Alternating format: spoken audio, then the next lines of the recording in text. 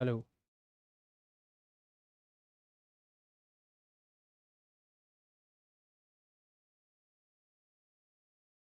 Hello बच्चों, क्या हाल चाल, कैसे हो आप सारे के सारे बच्चे। बहुत बहुत स्वागत है। A very good evening to all of you, आप सारे के सारे बच्चों का आपके इस प्यारे से यूट्यूब चैनल के ऊपर एक बार फिर से बहुत बहुत स्वागत है।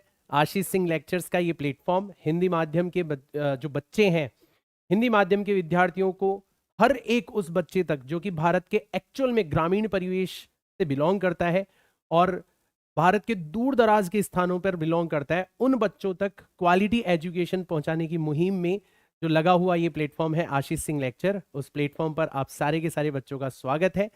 आप सभी से सबसे पहले और सबसे छोटा सा जो निवेदन मैं करना चाहूंगा वो ये है कि आप मुझे बस इतना सा बता दो कमेंट्स के अंदर, very good evening, very good evening, hello, hi, hello everyone, hashtag जिद कर अभी से लिखने लग गए बच्चे।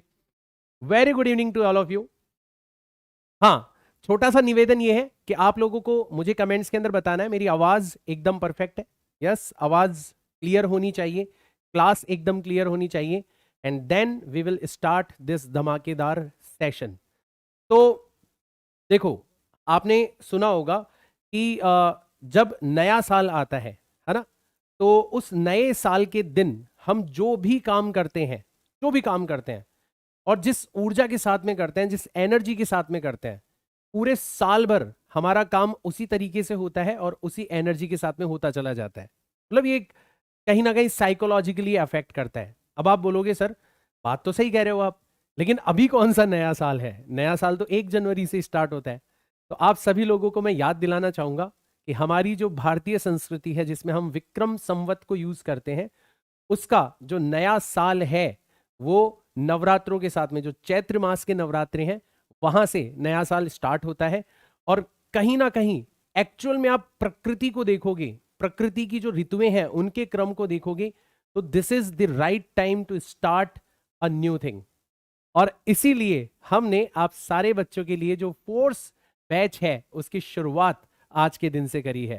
तो आप सभी लोगों को पहले तो बहुत बहुत शुभकामनाएं नवरात्रों की और चेटी चंड की, जो कि एक बहुत बड़ा त्योहार है उत्तर भारत का, खासकर सिंधी समाज के बच्चों के लिए। और आप सभी बच्चों को एक बहुत बेहतरीन मुहूर्त के साथ में अपने 12th की क्लास की जो पढ़ाई है उसको स्टार्ट करने का मौका मिल रहा है। एंड आई होप आप सारे के सारे बच्चे इस मौके का ना केवल आज के दिन, कल के दिन, ना केवल अगले 5-6 दिन या 10 दिनों के लिए, बल्कि पूरे साल भर इसी ऊर्जा के साथ में और इसी एनर्जी के साथ में पढ़ते हुए फायदा उठाते रहोगे, राइट? तो कैसे हो आप सारे के सारे बच्चे? देखो, अब बच्चों को पता चला है, अब बच्चे बोल रहे हैं हैप्पी न्यू ईयर, है ना? Very good, very good. चलो, तो एक बार फिर से स्वागत है बेटा आप सारे के सारे बच्चों का। और अब हम क्लास 12th शुरू करने जा रहे हैं। जो हमारा ओरिएंटेशन सेशन था उसमें मैंने आपसे काफी अच्छी अच्छी बातें करी थी। मैंने बताया था कि क्लास 12th की फिजिक्स आसान है, क्लास 12th की जो फिजिक्स है उसको पढ़ने का तरीका हमारा बहुत यूनिक होगा। काफी सारी चीजें यहां पर आपको ऐसी मिलेंगी जो कि आपको भीड़ से अलग बनाने का काम करेगी। हमारा मेन फोकस जो होगा वो कॉन्सेप्ट्स को समझने के ऊपर होगा, और फिर हम किसी भी तरीके के एग्जाम के लिए तैयार हो जाएंगे, ये हमारा प्रॉमिस है, राइट? तो क्लास 12th की शुरुआत करने जा रहे हैं हम। चैप्टर नंबर 1, स्थिर वैद्युत आवेश और विद्युत क्षेत्र। तो हम आवेश से हमारी इस कहानी को शुरुआत करेंगे। एक तरीके से आप यूं मान के चलो कि क्लास 12th की जो शुरुआत है ना, वो बिल्कुल आपकी पढ़ाई की शुरुआत से मैच करती है। क्योंकि आप क्लास 12th में जो भी कुछ पढ़ने वाले हो उसकी एक्चुअल में शुरुआत आज के दिन से होगी। मतलब आपने अगर मान लो 11वीं कक्षा को ठीक से नहीं पढ़ा, मान लो 11वीं कक्षा में हमने ठीक से पढ़ाई नहीं करी, तो 11वीं कक्षा में कोई भी ऐसा पॉइंट नहीं है जिसकी फिलहाल आपको जरूरत पड़ेगी आज की क्लास के अंदर। हाँ, जैसे जैसे हम आगे बढ़ते चले जाएंगे तो हमें 11वीं के कुछ कॉन्सेप्ट्स की जरूरत पड़ेगी, बट मैंने आपको प्रॉमिस किया था कि जहां जहां कहीं आपको 11वीं के पाप सता रहे होंगे वहां पर गंगा जल की तरह मैं उन पापों को धोने के लिए हाजिर रहूंगा और आप लोगों को 11वीं की वजह से कोई दिक्कत नहीं आने दूंगा। बट शुरुआत की अगर बात करी जाए तो आप बिल्कुल क्लीन सेट, बिल्कुल क्लीन स्लेट की भांति, मतलब एकदम जैसे हमने कुछ भी नहीं पढ़ रखा, बिल्कुल जीरो लेवल पर है, वहां से आप मेरे साथ शुरुआत करो। वो इनफैक्ट अच्छा रहेगा। जो भी कुछ हम पढ़ने वाले हैं वो सब कुछ आपके लिए नया होना चाहिए, आपके लिए फ्रेश होना चाहिए, ये मेरा प्रयास रहेगा, राइट? तो अच्छा, एक बच्चे ने नोट कर लिया कि सर फिजिक्स की स्पेलिंग गलत है। अरे टाइपिंग एरर है ना, टाइपिंग एरर है, इसको ठीक कर लेना ना। और अब बच्चे क्योंकि बार बार बोलेंगे तो मैं इस पेज को चेंज कर लेता हूं। तो आवेश तथा आवेश के गुणधर्म, this is your lecture number 1 और इसकी हम शुरुआत करने जा रहे हैं आप सभी लोगों के साथ में। ठीक है, चलो। तो देखो, सबसे पहले तो अपन बात करते हैं कि आज का जो हमारा एजेंडा है वो रहेगा क्या। आज हम किन किन चीजों के बारे में पढ़ेंगे। तो सबसे पहले तो अपन पढ़ेंगे आवेश एवं आवेशों के प्रकार के बारे में। आवेश क्या होता है, कितने प्रकार का होता है, हमें कैसे पता चलेगा कि किसी वस्तु के ऊपर आवेश है या नहीं है, कैसे जांचेंगे अपन, उसके लिए हम पढ़ेंगे आवेशदर्शी। इसको इलेक्ट्रोस्कोप बोला जाता है। किसी वस्तु के ऊपर आवेश है या नहीं है, इसको जांचने में ये उपकरण काम में लिया जाता है। बड़ा मजेदार सा उपकरण है, काफी अच्छी अच्छी चीजें तुम्हें सिखाएगा ये उपकरण, राइट? फिर अपन आवेशों के गुणधर्म के बारे में बात करेंगे, जो कि एक्चुअल में परीक्षा की दृष्टि से इंपॉर्टेंट है। सोचो, फिजिक्स की शुरुआत पहली क्लास के अंदर ही आप कुछ ऐसा पढ़ने जा रहे हो जो कि आपको परीक्षा के अंदर पूछा जाने वाला है, आवेशों के गुणधर्म। तो यहाँ पर अपन बहुत सारे गुणधर्मों के बारे में बात करेंगे। आवेशों का संरक्षण हो गया, आवेशों का क्वांटीकरण हो गया, आवेशों की योज्यता हो गई, ऐसे बहुत सारे गुणधर्मों के हम बारे में बात करेंगे।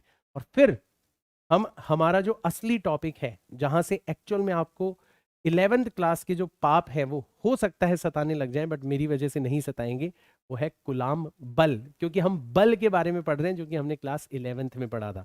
पर चिंता मत करना, मैं हूं आप लोगों के साथ में, आपको कोई भी प्रॉब्लम नहीं आएगी। अब सर, ऐसी कौन सी चीज है फोर्स बैच के अंदर जो कि हमें थोड़ा सा भीड़ से अलग बनाने वाली है? वो है आंकिक प्रश्न एवं उदाहरण। हमारा पूरा का पूरा फोकस आपको अच्छे से कॉन्सेप्ट्स को सिखाने पर रहेगा, साथ ही साथ में आप उन कॉन्सेप्ट्स का उपयोग कर पाओ। इसके लिए लगभग हर क्लास के अंदर हम ढेर सारे एग्जाम्पल्स का सहारा लेंगे, बहुत सारे एग्जाम्पल्स का सहारा लेंगे, राइट? तो ये फिजिक्स में अगर आप किसी चीज को अच्छे से समझना चाहते हो तो उस दृष्टि से बहुत इंपॉर्टेंट है। ये एक ऐसी चीज है जो कि हिंदी मीडियम का बच्चा और उसको पढ़ाने वाले जो टीचर्स है वो नेग्लेक्ट करते चले जाते हैं। तो हम उस ढर्रे को ही तोड़ना चाहते हैं, हम ब्रेक करना चाहते हैं उस चीज को। हम शुरुआत से ही एक ऐसी अप्रोच लेके चलना चाहते हैं कि हमारे बच्चों को न्यूमेरिकल से डर ही ना लगे, बल्कि मजा आए उनको। तो वो ढूंढ ढूंढ के न्यूमेरिकल्स करें, राइट? चलो, तो ये हमारा एजेंडा है। तो एक बार सारे के सारे बच्चे कमेंट्स के अंदर टाइप करेंगे। आपको पता ही है कैसे और क्या टाइप करवाता हूं मैं आप लोगों को। हैशटैग जिद कर। सर, ये क्या है? ये है हमारा स्लोगन। क्योंकि रास्ता लंबा है, जर्नी लंबी है, बहुत उतार चढ़ाव आएंगे, है ना? तो एक अंदर जिद हो, एक अंदर जुनून हो, तो फिर हम किसी भी तरीके की चीज का सामना कर सकते हैं। इसलिए हमने स्लोगन बनाया है हैशटैग जिद कर। ठीक है, तो हैशटैग जिद कर आप टाइप कर दो ताकि मुझे ये भी पता पड़ जाए कि यस, सारे के सारे बच्चे रेडी हैं हमारी आज की क्लास के लिए। शुरू करें, शुरू करें बच्चा पार्टी। चलो, तो सबसे पहले बात करेंगे आवेश क्या है, क्या है आखिर में आवेश, राइट? तो एक बहुत छोटा सा एक्सपेरिमेंट आपने भी किया होगा बचपन में, यार अभी भी आप बच्चे ही हो, कि आपने एक स्केल लिया होगा। स्केल नॉर्मली किसका बना हुआ रहता है? ग्लास का बना हुआ रहता है। और उसको आपने ऐसे सिर पर ऐसे घर्षण करवाया होगा, या तो सिर पर करवाया होगा। जो उद्यमी बच्चे हैं, जो शैतान बच्चे हैं, उन्होंने खुद के सिर पर नहीं, उन्होंने अपने पास वाले बच्चे के सिर पर खुजाया होगा इस तरीके से, है ना? है ना? आप सारे बच्चे शैतान हो, मुझे पता है आपके बारे में, मैं भी आपकी तरह ही था, राइट? तो ये एक्सपेरिमेंट लगभग हर बच्चा करता है। तो जब आप घर्षण करते हो स्केल को, जो आपके पास में नॉर्मल स्केल रखा हुआ है, तो घर्षण करने के बाद में, घर्षण करने के बाद में उस स्केल में एक गुण आ जाता है। क्या गुण आ जाता है? कि अगर उस स्केल को तुम छोटे छोटे कागज के टुकड़ों के पास में लेके जाओगे तो तुम देखोगे वो कागज के टुकड़े जो है वो दूर से ही चिपकने लग जाते हैं स्केल के ऊपर। तो हम इसके अंदर इंटरेस्टेड है, यार ये जो स्केल को घर्षण प्रोवाइड करवाने पर जो गुण आ गया उसके अंदर, ठीक है, ये गुण क्या है? और वहीं से हमारी कहानी शुरू होती है आवेशों की। पहले मतलब जब एक्चुअल में अगर आप आवेशों के बारे में बात करोगे तो इसकी एक बहुत प्राचीन कहानी ये भी है कि पहले के जो लोग थे वो लंबा गाउन पहनते थे, और नॉर्मली रेशम के कपड़े पहना करते थे, रेशम के कपड़े पहनते थे। तो जब वो जमीन पर चलते थे तो उनके साथ साथ वो कपड़े भी जमीन के ऊपर घर्षण खाते थे, राइट। तो उनमें भी इसी प्रकार का गुणधर्म आ जाता था। और फिर वो छोटे छोटे छोटे जो टुकड़े हैं, ठीक है, जैसे मिट्टी ही ले लो आप, ठीक है ना, तो वो उन कपड़ों के चिपक जाया करते थे। आप खुद नोटिस करना, हमारी भी जो कॉलर है इसके ऊपर सबसे ज्यादा मैल लगता है, मिट्टी जो है वो सबसे ज्यादा यहां पर चिपकती है। अब तुम्हें लगेगा कि यार कुछ तो है, मतलब क्योंकि कॉलर वाला जो एरिया है वो सबसे ज्यादा घर्षण खाता है। अगर आप शरीर पे देखोगे तो कॉलर वाला एरिया जो है उसको सबसे ज्यादा घर्षण मिलता है। तो जब भी किसी वस्तु को आप इस तरीके से, जो मैंने आपको स्केल वाला एग्जांपल बताया, घर्षण करवाते हो और उसके अंदर छोटी छोटी वस्तुओं को आकर्षित करने का गुण आ जाता है, तो आप एक इन्वेस्टिगेशन पर निकल जाते हो कि आखिर में ये गुण आया क्यों। और इसका आंसर आपको मिलता है एक नई भौतिक राशि के अंदर, और उस नई भौतिक राशि का नाम है आवेश। उस नई भौतिक राशि का नाम है आवेश, ठीक है। तो आवेश क्या है? आवेश एक मूलभूत गुण है, मूलभूत गुण है, ठीक है। किसी वस्तु के अंदर आवेश है तो उस आवेश के होने की वजह से वो अन्य आवेशों के ऊपर बल लगाएगा, वो अन्य आवेशों को या तो आकर्षित करेगा या फिर प्रतिकर्षित करेगा। अभी अपन देखेंगे डिटेल के अंदर, हर एक चीज के बारे में बात करेंगे, राइट। तो आवेश क्या है? आवेश वस्तु का एक मूलभूत गुण है जिसकी वजह से वह अन्य वस्तुओं के ऊपर इसी प्रकार का आकर्षण या प्रतिकर्षण बल लगाने लगता है। जिस भी वस्तु के ऊपर आवेश होगा वो अन्य आवेशों के ऊपर पक्का आकर्षण या प्रतिकर्षण बल लगाएगा ही लगाएगा। इसको अगर अपन और अच्छे से परिभाषित करना चाहें, और अच्छे से परिभाषित करना चाहें तो अपन इस तरीके से परिभाषित कर सकते हैं। पदार्थ या कण का वह मूलभूत गुण, फंडामेंटल प्रॉपर्टी, जिसके फलस्वरूप वह विद्युत तथा चुंबकीय क्षेत्र, अब अभी आपको नहीं पता कि विद्युत क्षेत्र क्या होता है, चुंबकीय क्षेत्र क्या होता है, बट परिभाषा के तौर पर आप ये देख सकते हो कि अगर कमरे में विद्युत क्षेत्र मौजूद है, चुंबकीय क्षेत्र मौजूद है, तो उस विद्युत क्षेत्र और चुंबकीय क्षेत्र की वजह से वो क्या होने लगता है, गुण प्रभावित होने लगता है। वो कण जो है वो आवेश के होने की वजह से प्रभावित होने लगता है। तो पदार्थ या कण का वह मूलभूत गुण जिसके फलस्वरूप वो जो कण है वो विद्युत तथा चुंबकीय क्षेत्र के द्वारा प्रभावित होता है, वही क्या कहलाता है, आवेश कहलाता है। एक सिंपल सा एग्जांपल लो, एक सिंपल सा एग्जांपल लो, ठीक है। मान लो ये आपने एक चैम्बर बना रखा है, ठीक है, ये आपने एक चैम्बर बना रखा है और इसके अंदर विद्युत क्षेत्र मौजूद है, इसके अंदर विद्युत क्षेत्र मौजूद है, विद्युत क्षेत्र उपस्थित है। अभी हमें नहीं पता विद्युत क्षेत्र क्या होता है, बट विद्युत क्षेत्र नाम की कोई चीज इसके अंदर मौजूद है। अब आपने इसमें दो कणों को भेजा, आपने इसमें दो कणों को भेजा, ये आपका पहला कण है और ये आपका दूसरा कण है। इन दोनों कणों को आपने इसमें प्रवेश करवाया। आपने देखा पहला कण जो है वो बिल्कुल सीधा का सीधा निकल गया, बिल्कुल सीधा का सीधा निकल गया इस तरीके से। और आपने देखा जो दूसरा वाला कण है वो जैसे ही इस विद्युत क्षेत्र के अंदर प्रवेश करता है वैसे ही अपने रास्ते से डिविएट हो जाता है और इस तरीके से इस रास्ते पर आता हुआ बाहर हो जाता है। तो आप मुझे बता सकते हो, अगर सच में आपको परिभाषा समझ में आ गई तो क्या आप मुझे बता सकते हो कि इनमें से कौन सा कण आवेशित है? सारे बच्चे जवाब देना, सारे बच्चे जवाब देना, मजा आएगा। देखो सवाल जवाब की फॉर्म में फिजिक्स पढ़ेंगे ना तो मजा आएगा, बहुत मजा आएगा आपको, है ना।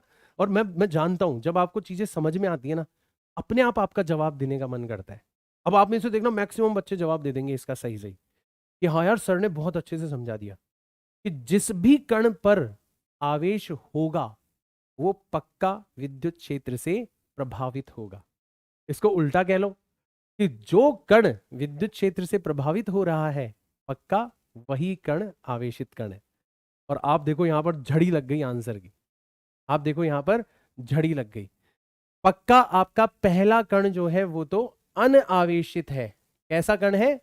अनआवेशित कण है, इसके ऊपर कोई आवेश नहीं है, अनावेशित, उदासीन कण भी बोल सकते हैं इसको। लेकिन ये वाला जो कण है ये पक्का आपका आवेशित कण है। कैसे पता चला हमें सर? हमें कैसे पता चला? क्योंकि परिभाषा के अनुसार ये वाला कण विद्युत क्षेत्र के द्वारा प्रभावित हो रहा है। आया मजा? तो ऐसे छोटे छोटे सवाल जवाब के जरिए हम लोग बहुत अच्छे से सीखते चले जाएंगे चीजों को, राइट? चलो, तो अब ये आवेश जो है, ये एक नई भौतिक राशि आ गई हमारे पास में, एक नया गुण आ गया। तो इसको भी मापा जा सकता है, इसको भी मापा जा सकता है। अब देखो, आपने 11वीं क्लास में अगर ध्यान दिया होगा तो आपने नोटिस किया होगा कि जब भी कोई नई भौतिक राशि को परिभाषित किया जाता है तो भौतिक राशियां भी दो प्रकार की होती है। एक जिन्हें दिशा की आवश्यकता है, और एक जिन्हें दिशा की आवश्यकता नहीं है। जिन राशियों को दिशा की आवश्यकता नहीं है उनको बोला जाता है अदिश राशियां। तो हमने नोटिस किया कि जो आवेश नाम का गुण है, जो आवेश नाम का गुण है वो दिशा पर निर्भर नहीं करता। इसलिए हमें आवेश के बारे में एक और चीज पता चली। क्या पता चला? हमें पता चला कि आवेश जो है वो एक अदिश भौतिक राशि है, ये दिशा पर निर्भर नहीं करता। एक और चीज हमें पता पड़ गई आवेश के बारे में। और क्या पता चला हमें आवेश के बारे में? हमें पता चला कि आवेश जो है ना वो एक व्युत्पन्न राशि है, मूलभूत राशि नहीं है, मूलभूत गुण है। ठीक है ना? अब आप बोलोगे सर मूलभूत राशि क्या होती है? तो याद करो, 4वीं कक्षा में आप 7 मूलभूत राशियों के बारे में पढ़ते थे, याद है सबको? हाँ या ना? हाँ या ना? एक बार सारे बच्चे जवाब देना। 7 मूलभूत राशियां हुआ करती थी, है ना? उनमें से अदिश, उसमें उनमें से आवेश नहीं था, आवेश मूलभूत राशि नहीं था। तो आवेश जो है वो एक व्युत्पन्न राशि है, ठीक है? और इसको धारा के रूप में परिभाषित किया जाता है। असल में धारा और समय कैसे परिभाषित किया जाता है? इसको ऐसे परिभाषित करते हैं, आवेश बराबर धारा गुणा समय, ऐसे अपन परिभाषित करते हैं इसको। तो धारा एक मूलभूत राशि है, समय एक मूलभूत राशि है। मूलभूत राशियां 7 ही होती है, सबको पता है, ऐसा ही सिस्टम के अंदर 7 ही मूलभूत राशियां होती है। तो धारा और समय के रूप में आवेश को परिभाषित किया जाता है। इसलिए आवेश कैसी राशि है? एक व्युत्पन्न राशि है, डिराइव्ड क्वांटिटी है, ठीक है? और क्या पता चला हमें? हमें यह पता चला आवेश के बारे में कि आवेश का जो एसआई मात्रक है, आवेश का जो एसआई मात्रक है वो होता है आपका कूलाम। उसका नाम क्या रखा गया है? उसका नाम रखा गया है कूलाम। और कूलाम का पहला लेटर होता है कैपिटल सी, तो इसका जो चिन्ह बनाया गया है वो बनाया गया है कैपिटल सी। लेकिन इसके अन्य मात्रक भी हैं, जैसे इसका सीजीएस मात्रक अगर आपको ध्यान रखना हो तो इसका जो सीजीएस मात्रक है, सीजीएस मात्रक जो है, ठीक है, उसको बोला जाता है ईएसयू, ईएसयू, ठीक है? ईएसयू का फुल फॉर्म होता है electrostatic unit of charge, electrostatic unit of charge, ये बोला जाता है इसको, ये बोला जाता है, ठीक है? और इसके अन्य मात्रक होते हैं, तो आप सिर्फ नाम ध्यान रख लो, इसके और भी कुछ अन्य मात्रक हैं। तो आपसे सिर्फ ये पूछा जा सकता है कि बताओ ये किस भौतिक राशि के मात्रक है? तो जैसे फैराडे जो है, ठीक है ना, या फ्रैंकलिन, ये सबसे छोटा मात्रक होता है आवेश का, सबसे छोटा मात्रक होता है, ठीक है? तो ये हो गया आपका फ्रैंकलिन। जस्ट नाम याद रखने हैं आपको, जस्ट नाम याद रखने हैं, ठीक है ना? फ्रैंकलिन हो गया, फैराडे हो गया, ठीक है, मैक्सवेल हो गया, मैक्सवेल, ये सब किसके मात्रक हैं? ये सब आवेश के मात्रक। सिर्फ नाम ध्यान रखना है ना? और इसके अलावा कुछ ध्यान नहीं रखना। आपको ये ध्यान नहीं रखना कि हाँ जो 1 मैक्सवेल होता है वो 96,500 कूलाम के, ऐसा कुछ याद नहीं करना आपको, ठीक है ना? आपको सिर्फ नाम ध्यान रखने कि आवेश का जो ऐसा ही मात्रक है वो है कूलाम, इसका चिन्ह होता है सी, और इसके जो अन्य मात्रक है उनके नाम ध्यान रख लो। जैसे सीजीएस मात्रक का नाम ध्यान रख लो, ईएसयू। जैसे अन्य मात्रक जो है फ्रैंकलिन, फैराडे। उल्टा प्रश्न पूछा जा सकता है कि बताइए फ्रैंकलिन किस भौतिक राशि का मात्रक है, या फैराडे किस भौतिक राशि का मात्रक है, या फिर मैक्सवेल किस भौतिक राशि का मात्रक है। ऐसा कोई छोटा मोटा क्वेश्चन पूछा जाएगा तो वहां पर आपको ये काम आ जाएगा, ठीक है? आ रहा है बेटा सबको समझ में? फिर और क्या पता चला हमें आवेश के बारे में? हमें पता चला कि आवेश का जो विमीय सूत्र होता है, अभी अभी हमने आवेश को बताया था धारा गुणा समय। तो धारा का मतलब होता है एम्पियर और समय का मतलब होता है टाइम। तो एम्पियर की पावर 1, टाइम की पावर 1, ये आपका बन जाता है आवेश का विमीय। तो आवेश के बारे में जो छोटी छोटी जानकारी है वहां से हमने इसकी शुरुआत करी है। मुझे सारे के सारे बच्चे बताएंगे क्या यहां तक हर एक बच्चे को समझ में आया अच्छे से? छोटे छोटे क्वेश्चंस का आंसर कर दोगे ना? छोटे छोटे क्वेश्चंस का आंसर कर पा रहे हैं अपन? एक ही पेज के अंदर कितने सारे छोटे छोटे क्वेश्चंस कवर हो गए, है ना? तो ये हो गया हमारा आवेश का शुरुआत। ठीक है, अब यहां तक की बातें हमारी क्लियर हो गई, ठीक है ना? बहुत सारे बच्चे लिख भी रहे हैं कि सर सीजीएस यूनिट और ये सब कुछ इनका क्या करना है। तो मैंने एक बार फिर से मैं बता देता हूँ, इनका सिर्फ आपको नाम ध्यान रखना है। ठीक है, इनका सिर्फ आपको नाम ध्यान रखना है कि हाँ ये भी आवेश के मात्रक है। ठीक है, चलो और आगे चलते हैं अपन। यहां से आगे चलते हैं। अब अपन चलते हैं कि चलो ठीक है सर, आवेश का तो पता पड़ गया हमें, अब आप आवेश के प्रकारों के बारे में बताओ। इसके लिए अपन क्या करेंगे, एक प्रयोग करेंगे, एक छोटा सा प्रयोग करेंगे। ठीक है, अब वो प्रयोग क्या है, ये सब आप अपने घर पर भी कर सकते हो प्रयोग। ठीक है, ये जो प्रयोग मैं बता रहा हूं ये आप अपने घर पर भी कर सकते हो। क्या करना है इसमें, हमें क्या करना है, एक स्केल लेना है। तो हमने एक स्केल लिया और इस स्केल को, ये हमने एक स्केल लिया, ठीक है, और ये जो स्केल है इसको हमें क्या करना है, ये जो स्केल है इसको हमें घर्षण, अब किससे घर्षण करवाना है, रेशम के कपड़े से घर्षण करवाना है। ठीक है, तो ये हमने एक स्केल लिया है जिसको, ये एक स्केल है, ठीक है, या फिर कांच की छड़ ले लो भाई, आपके पास में स्केल सबके पास में होता है, मैंने इसलिए स्केल लिख दिया, या फिर कांच की छड़ ले लो। ठीक है, इसको आपको किससे करना है, रेशम के कपड़े से, सिल्क क्लोथ, रेशम के कपड़े से, रेशम के कपड़े से आपको क्या करना है, इसको घर्षण करवाना है, घर्षण करवाना है। ठीक है, चलो सर हमने घर्षण भी करवा दिया, और फिर उसके बाद में इसको एक क्या कर देना है, आपको धागे से लटका देना है। इसको क्या कर देना है, एक धागे से आपको इस तरीके से लटका देना है। तो ये आपने धागे से इसको लटका दिया, धागे से आपने इसको लटका दिया। फिर आपको बिल्कुल ऐसा का ऐसा ही एक और स्केल लेना है, या एक और कांच की छड़ लेनी है। आपको ऐसा का ऐसा ही एक और स्केल लेना है, आपको एक और ऐसी की ऐसी कांच की छड़ लेनी है। ठीक है, ये ले लिया आपने एक और इसको भी आपने क्या कर रखा है, इसको भी आपने रेशम के कपड़े से क्या करवा रखा है, घर्षण करवा रखा है। तो आप देखोगे कि इसको आपने घर्षण करवा के धागे से लटका दिया था, ये तो मुक्त है, और इसको आप पास में लेके जा रहे हो, इसको जैसे आप समीप ले जा रहे हो तो आप देखोगे ये दोनों छड़े जो हैं ये आपस में दूर जाने लगती है, ये जाने लगती है इधर की तरफ, ठीक है, और इसके ऊपर आपको बल महसूस होने लगता है इधर की तरफ। अब ये बल कहां से आया, ये आया है आवेश की वजह से, ये बल आया है आवेश की वजह से। तुमने इसको भी रेशम के कपड़े से घर्षण, इसको भी रेशम के कपड़े से घर्षण करवाया, ये भी कांच की बनी हुई है, ये भी कांच की बनी हुई है। इसका मतलब जो भी आवेश आया है वो दोनों के ऊपर समान है। तो हमें एक चीज पता पड़ गई कि समान प्रकार का आवेश जो होता है, समान प्रकार का जो आवेश है वो प्रतिकर्षण पैदा करता है, ये हमें पता पड़ गया। लेकिन हम क्या करते हैं, इस एक्सपेरिमेंट को थोड़ा सा और आगे ले जाते हैं।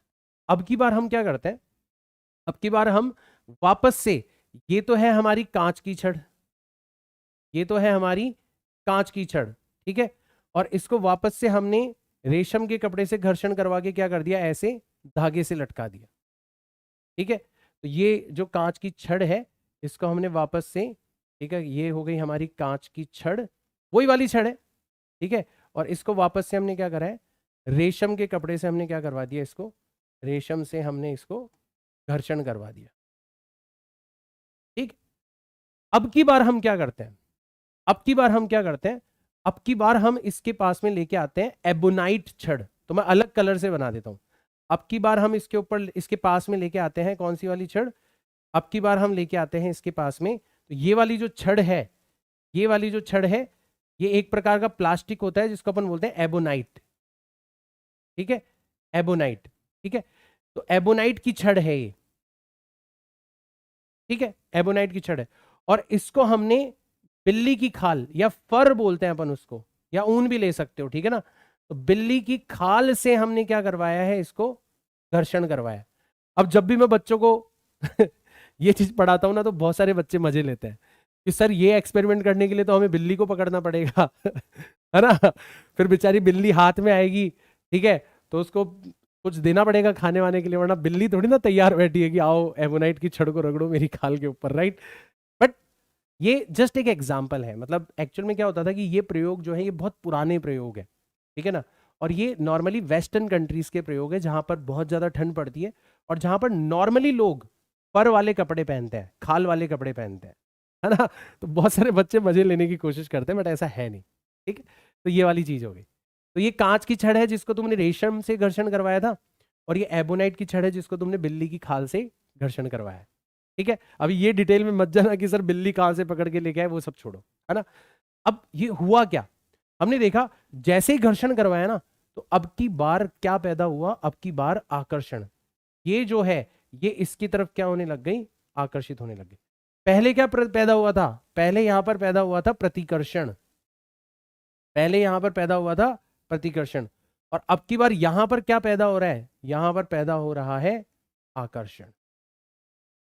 और फिर हम एक तीसरा एक्सपेरिमेंट और कर सकते हैं, तीसरा एक्सपेरिमेंट और कर सकते हैं अपन, कि हम एबोनाइट की छड़ को ही लटकाएं और एबोनाइट की छड़ ही पास में लेके जाएं, तो हम देखेंगे फिर से क्या होने लग जाएगा, प्रतिकर्षण होने लग जाएगा। अब थोड़ा ध्यान से सुनना, ध्यान से सुनना, क्योंकि देखो ये हो क्यों रहा है, आकर्षण क्यों हो रहा है, प्रतिकर्षण क्यों हो रहा है, ये तो हमें पता है आवेश की वजह से हो रहा है, आवेश नाम के गुण की वजह से हो रहा है, करेक्ट। अब आवेश नाम के गुण की वजह से दो अलग अलग प्रकार के प्रभाव उत्पन्न हो रहे हैं। सोचो, अगर एक ही प्रकार का प्रभाव होता ना तो हमें आवेशों के प्रकार नहीं बनाने पड़ते।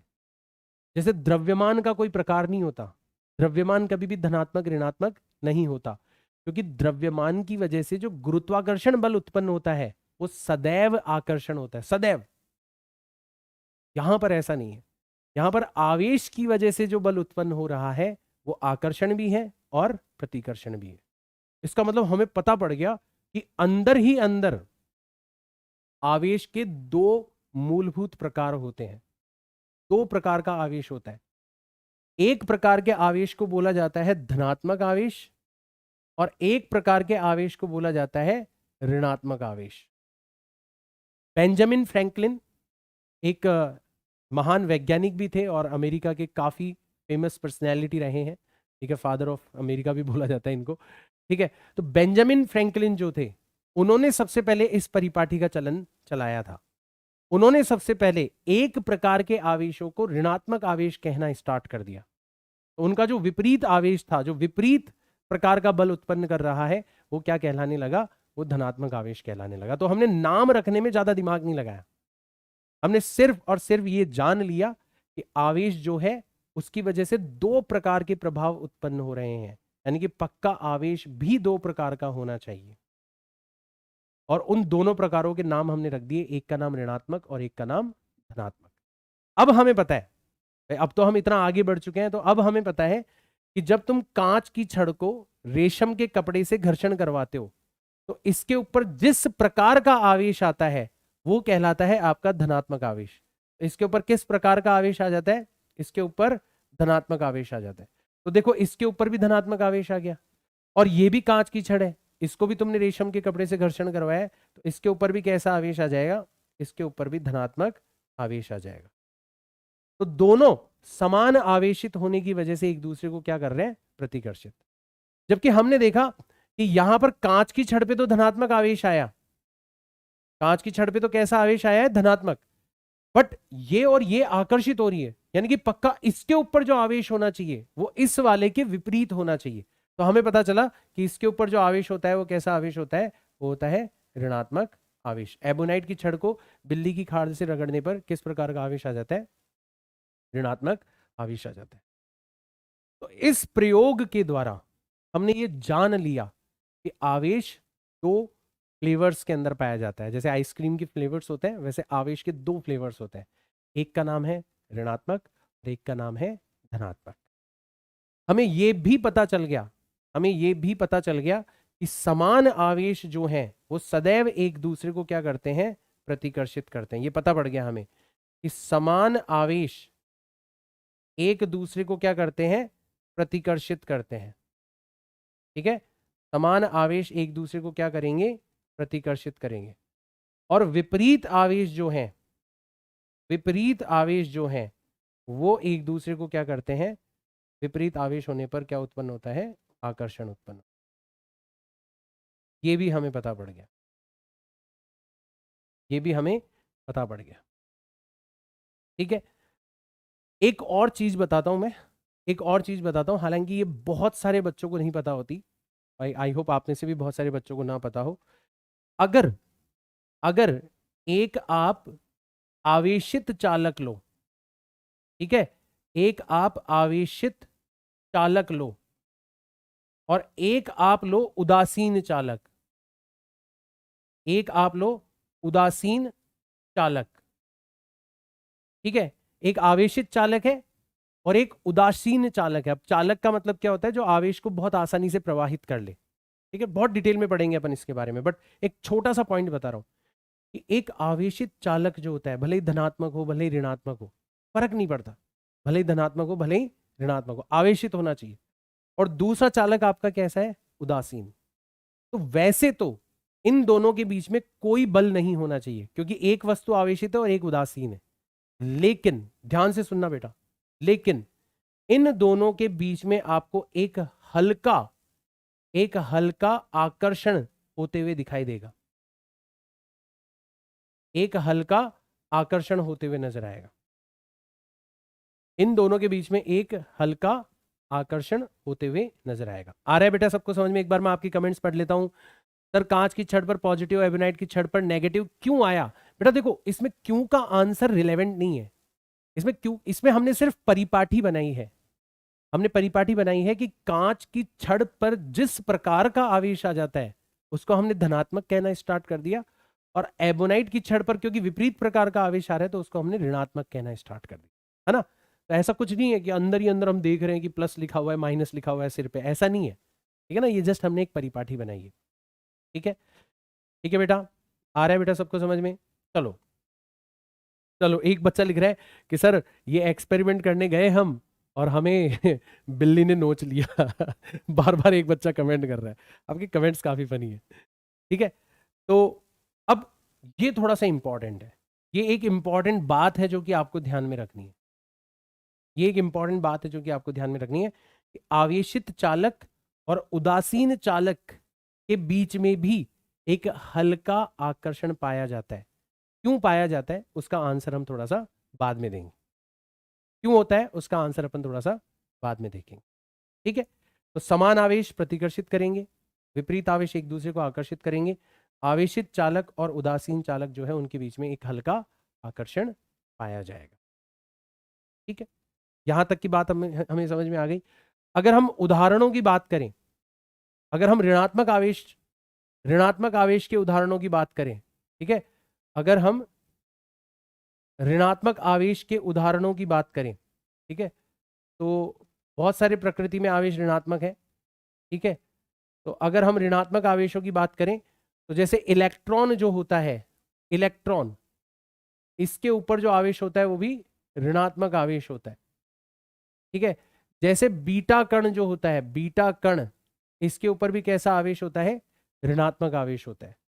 जैसे आपका क्लोरीन आयन हो गया, क्लोरीन आयन, ठीक है, क्लोरीन आयन, इसके ऊपर भी कैसा आवेश होता है, इसके ऊपर भी ऋणात्मक आवेश होता है। तो ऐसे ढेर सारे एग्जाम्पल है ऋणात्मक आवेशों के, ठीक है।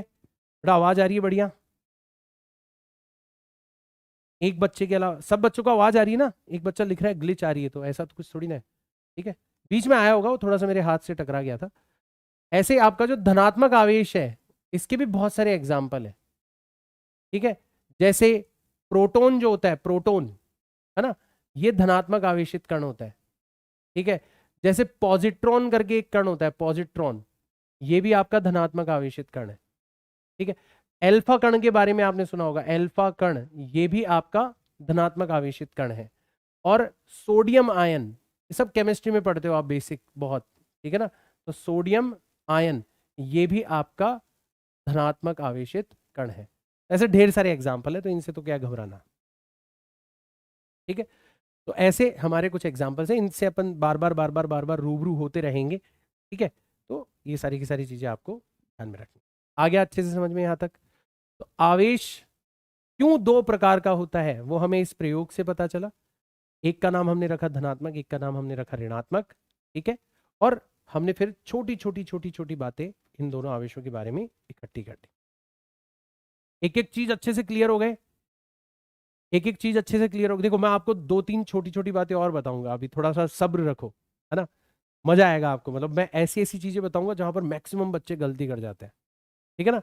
उस गलती से बचना है आपको, उस गलती से बचना है, मजा आएगा आपको, ठीक है ना। बट पहले अपन एक और चीज के बारे में पढ़ लेते हैं जिसको अपन बोलते हैं आवेशदर्शी। क्या बोला जाता है इसको? आवेशदर्शी, ठीक है। देखो आवेशदर्शी को अंग्रेजी में बोला जाता है इलेक्ट्रोस्कोप। क्या बोला जाता है? इलेक्ट्रोस्कोप बोला जाता है। स्कोप का मतलब होता है देखना, और इलेक्ट्रो का मतलब है विद्युत यानी कि इलेक्ट्रिसिटी। तो इलेक्ट्रोस्कोप जो है ये एक ऐसा उपकरण है जो कि किसी वस्तु पर, किसी वस्तु पर आवेश है या नहीं, है या नहीं, यह जांचने में, जांचने का कार्य करने वाला उपकरण है।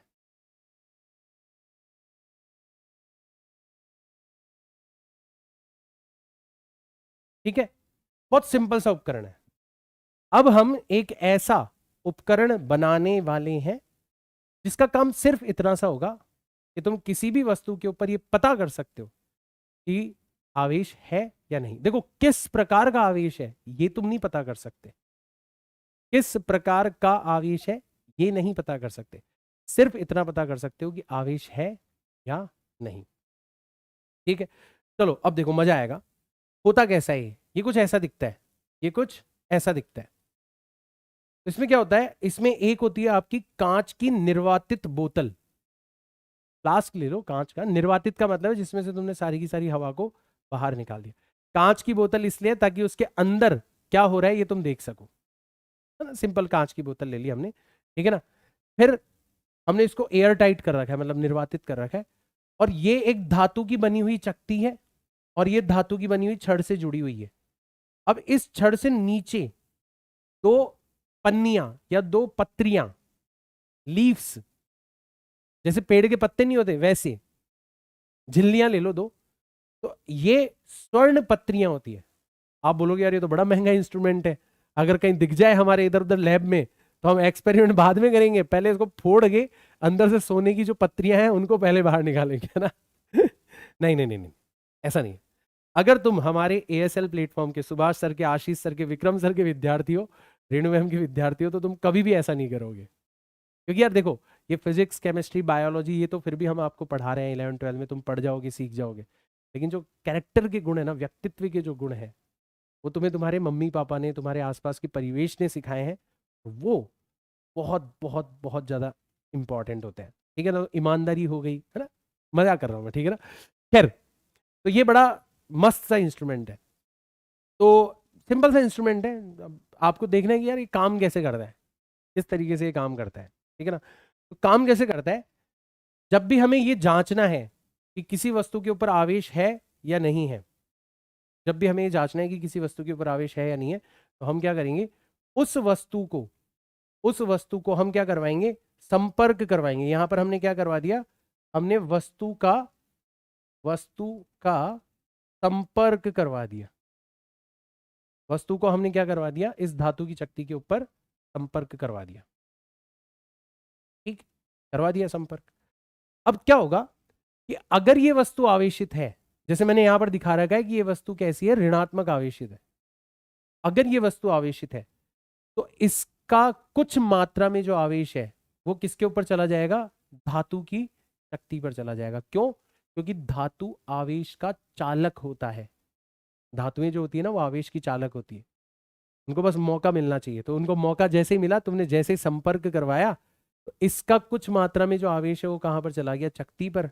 और क्योंकि पूरी की पूरी छड़ धातु की है, तो इस धातु पर फैलते फैलते फैलते फैलते फैलते सोना भी तो धातु ही होता है, दोनों सोने की पत्तियों पर आ गया, दोनों सोने की पत्तियों पर आ गया। अब जो भी आवेश आया, तुमने यहां पर ऋणात्मक आवेशित वस्तु को टच करवाया है तो दोनों पर ऋणात्मक आवेश आएगा। तुम अगर यहां पर धनात्मक आवेशित वस्तु से टच करवाओगे तो दोनों पर धनात्मक आवेश आएगा। आएगा आवेश हमेशा समान। तो क्या होगा, अभी अभी बताया था, समान रूप से आवेशित वस्तुएं एक दूसरे को प्रतिकर्षित करती है। तो तुम्हें जैसे ही तुम किसी वस्तु को स्पर्श करवाओगे, अगर सोने की पत्रियां फैलती हुई नजर आई, वस्तु के स्पर्श करवाने पर सोने की पत्रियां फैलती हुई नजर आई, तो तुम समझ जाना वस्तु आवेशित है। आया समझ में? पहला पॉइंट आया समझ में कि अगर वस्तु को स्पर्श करवाने पर, ठीक है, अगर स्वर्ण पत्रियां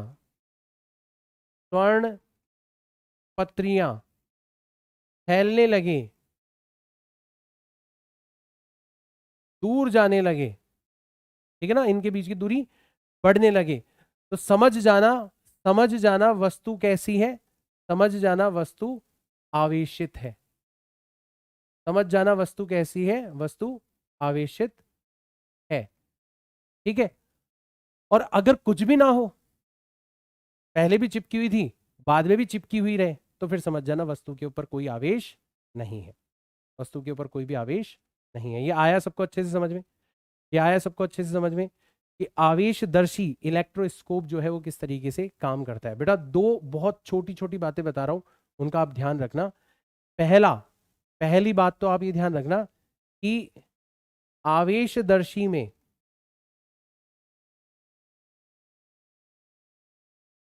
आवेशदर्शी जो है वो सदैव प्रतिकर्षण बल पर कार्य करता है।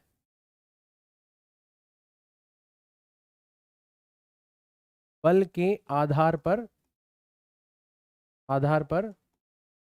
कार्य करता है। एक तो ये चीज ध्यान रखना। क्यों सर आकर्षण क्यों नहीं यूज कर सकते? एक तो बहुत मुश्किल है भाई, दो सोने की पत्रियां हैं, ऐसी व्यवस्था बनाना कि एक के ऊपर एक तरीके का आवेश जाए और दूसरे के ऊपर दूसरे तरीके का आवेश जाए, एक तो ये व्यवस्था बनाना बहुत मुश्किल है। जब भी जाएगा आवेश तो दोनों के ऊपर सदैव समान आवेश जाएगा। एक तो ये ध्यान रखना कि ये प्रतिकर्षण के सिद्धांत पर कार्य करता है। इसलिए भी कार्य करता है क्योंकि आकर्षण बल जो है ना, वो तो उदासीन वस्तु और आवेशित वस्तु के बीच में भी लग सकता है, उसे तो पता ही नहीं चलेगा। भाई एक सोने की पत्री मान लो उदासीन हुई और एक पर आवेश हुआ तो भी आपको हल्का आकर्षण नजर आएगा। तो आकर्षण बल के आधार पर कभी भी ये नहीं पता लगाया जा सकता कि वस्तु आवेशित है या नहीं है, क्योंकि आकर्षण तो आवेशित वस्तुओं के बीच में भी कार्य करता है और आवेशित और उदासीन वस्तुओं के बीच में भी कार्य करता है। आकर्षण के दम पर कभी भी ये नहीं पता लगाया जा सकता कि वस्तु आवेशित है या नहीं है। एक बच्चा बहुत अच्छा पूछ रहा है, एक बच्चा ये पूछ रहा है कि सर हमें ये बताओ, क्या सोने की जो पत्रियां हैं उसकी जगह पर एल्यूमिनियम की पत्रियां यूज करी जा सकती है? बिल्कुल करी जा सकती है बेटा, एल्यूमिनियम भी धातु है। लेकिन तुम नोटिस करना कि जब भी पत्री या झिल्ली का उपयोग किया जाएगा तो सोने की झिल्ली का उपयोग किया जाएगा। इसके दो कारण है। एक तो सोना जो है वो बहुत अच्छी धातु होता है, बहुत अच्छा चालक होता है। और दूसरा कारण यह है कि सोना और चांदी, इनकी पतली परत बनाना बहुत आसान होता है एल्यूमिनियम के कंपैरिजन में। इसलिए तुम देखना मिठाइयों के ऊपर जो अर्क चढ़ता है वो एल्यूमिनियम का कभी भी नहीं चढ़ता, वो किसका चढ़ता है? वो सोने और चांदी का चढ़ता है, क्योंकि सोना और चांदी ऐसी धातुएं हैं जिनका बहुत पतला अर्क, बहुत पतली झिल्ली बनाई जा सकती। ठीक है, तो ये सारी की सारी बातें आपको ध्यान में रखनी है। तो एक तो आपको सिद्धांत की ध्यान रखना है कि आवेशदर्शी जो है वो प्रतिकर्षण बल के आधार पर कार्य करता है। देखो सिद्धांत तह तुम सोने की जगह कोई भी धातु यूज कर सकते हो, लेकिन सोने की ही पत्रियां क्यों उपयोग में ली जाती है वो मैंने आपको कारण बता दिया, और ये आपको कोई नहीं बताएगा। राइट? ठीक है, ठीक है, चलो बहुत अच्छी बात है। ठीक है, सोने की जगह चांदी भी यूज कर सकते हो, है ना, एल्यूमिनियम भी यूज कर सकते हो, बट सोना और चांदी प्रीफर क्यों किया जाता है वो मैंने आपको ठीक। तो एक तो आवेशदर्शी जो है वो किसके आधार पर कार्य करता है, प्रतिकर्षण के बल पर, बल के आधार पर कार्य करता है। एक दूसरी चीज और ध्यान रखना, एक और मजेदार चीज बताता हूं मैं, वो मैंने लिख भी दी कि किसी वस्तु पर आवेश है या नहीं यह जांचने का कार्य करता है, ठीक है ना। आवेश का प्रकार नहीं बताया जा सकता, ध्यान रखना, ठीक है। आवेशदर्शी के द्वारा, आवेशदर्शी के द्वारा आवेश का, आवेश का प्रकार, ठीक है, आवेश का प्रकार मतलब पॉजिटिव आवेश है या फिर नेगेटिव आवेश है, ठीक है ना, ये बताना संभव नहीं, ये बताना संभव नहीं है। आया अच्छे से समझ में? तुम सिर्फ इतना बता सकते हो, तुम सिर्फ इतना बता सकते हो कि वस्तु आवेशित है या नहीं है, पर तुम ये नहीं बता सकते कि आवेश किस प्रकार का है।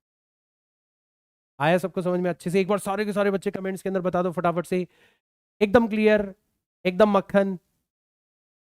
हम यहाँ पर ASL प्लेटफॉर्म के ऊपर जब भी कोई चीज हमें बहुत अच्छे से समझ में आ जाती है तो मक्खन शब्द का यूज करते हैं, एकदम मक्खन, ठीक है। एकदम क्लियर। मैं जितने आपके कमेंट्स पढ़ लेता हूँ, सर सोना तो बहुत कम रिएक्टिव प्रोडक्ट है, तो क्यों सर आवेश आ जाता है? नहीं यार, आवेश का रिएक्शन से कोई लेना देना नहीं है, रिएक्टिव होने से कोई लेना देना नहीं है, ठीक है ना। आवेश का चालक होने से लेना देना है, ठीक है। चलो अब तो धड़ाधड़ धड़ाधड़ धड़ाधड़ यस सर और मक्खन सर आने लग गए, वेरी गुड, ठीक है। चलो बहुत बढ़िया, वेरी गुड। देखो आप में से मैक्सिमम बच्चे जो क्वेश्चन पूछ रहे हैं उसके ऑलरेडी अपन आंसर कर चुके हैं यहाँ पर, ये भी एक अच्छी चीज है, हमारे बीच में एक बेटर संवाद जो है स्थापित हो रखा है। तो ये बात हो गई आवेशदर्शी की। आगे चलते हैं, अब अपन बात करते हैं आवेशों के गुणधर्मों के बारे में। आवेश क्या होता है हमें पता पड़ गया, कितने प्रकार का होता है हमें पता पड़ गया, कितने प्रकार का होता है हमें पता पड़ गया, ठीक है ना। अब अपन बात करते हैं कि अगर किसी वस्तु पर आवेश है, आवेश में क्या क्या गुणधर्म पाए जाते हैं। तो हमें मुख्यतः 3 गुणधर्म पढ़ने होते हैं, मैं आपको 4 पढ़ाऊंगा। मुख्यतः 3 पढ़ने होते हैं, मैं आपको 4 पढ़ाऊंगा, ठीक है ना। तो 3 तो आपके बोर्ड के स्तर पर काम में आते हैं। पहला कहलाता है आवेशों की योज्यता। क्या कहलाता है? आवेशों की योज्यता। अंग्रेजी में इसको कहते हैं additivity of charge, additivity of charge, ठीक है। फिर दूसरा जो गुणधर्म है वो कहलाता है आपका आवेशों का, आवेशों का संरक्षण, ठीक है। अंग्रेजी में इसको कहते हैं अपन conservation of charge,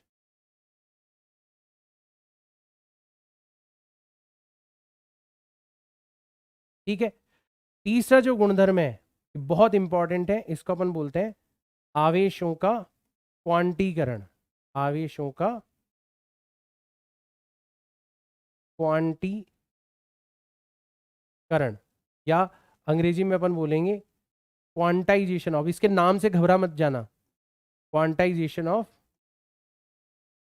of charge बोलेंगे अपन, ठीक है।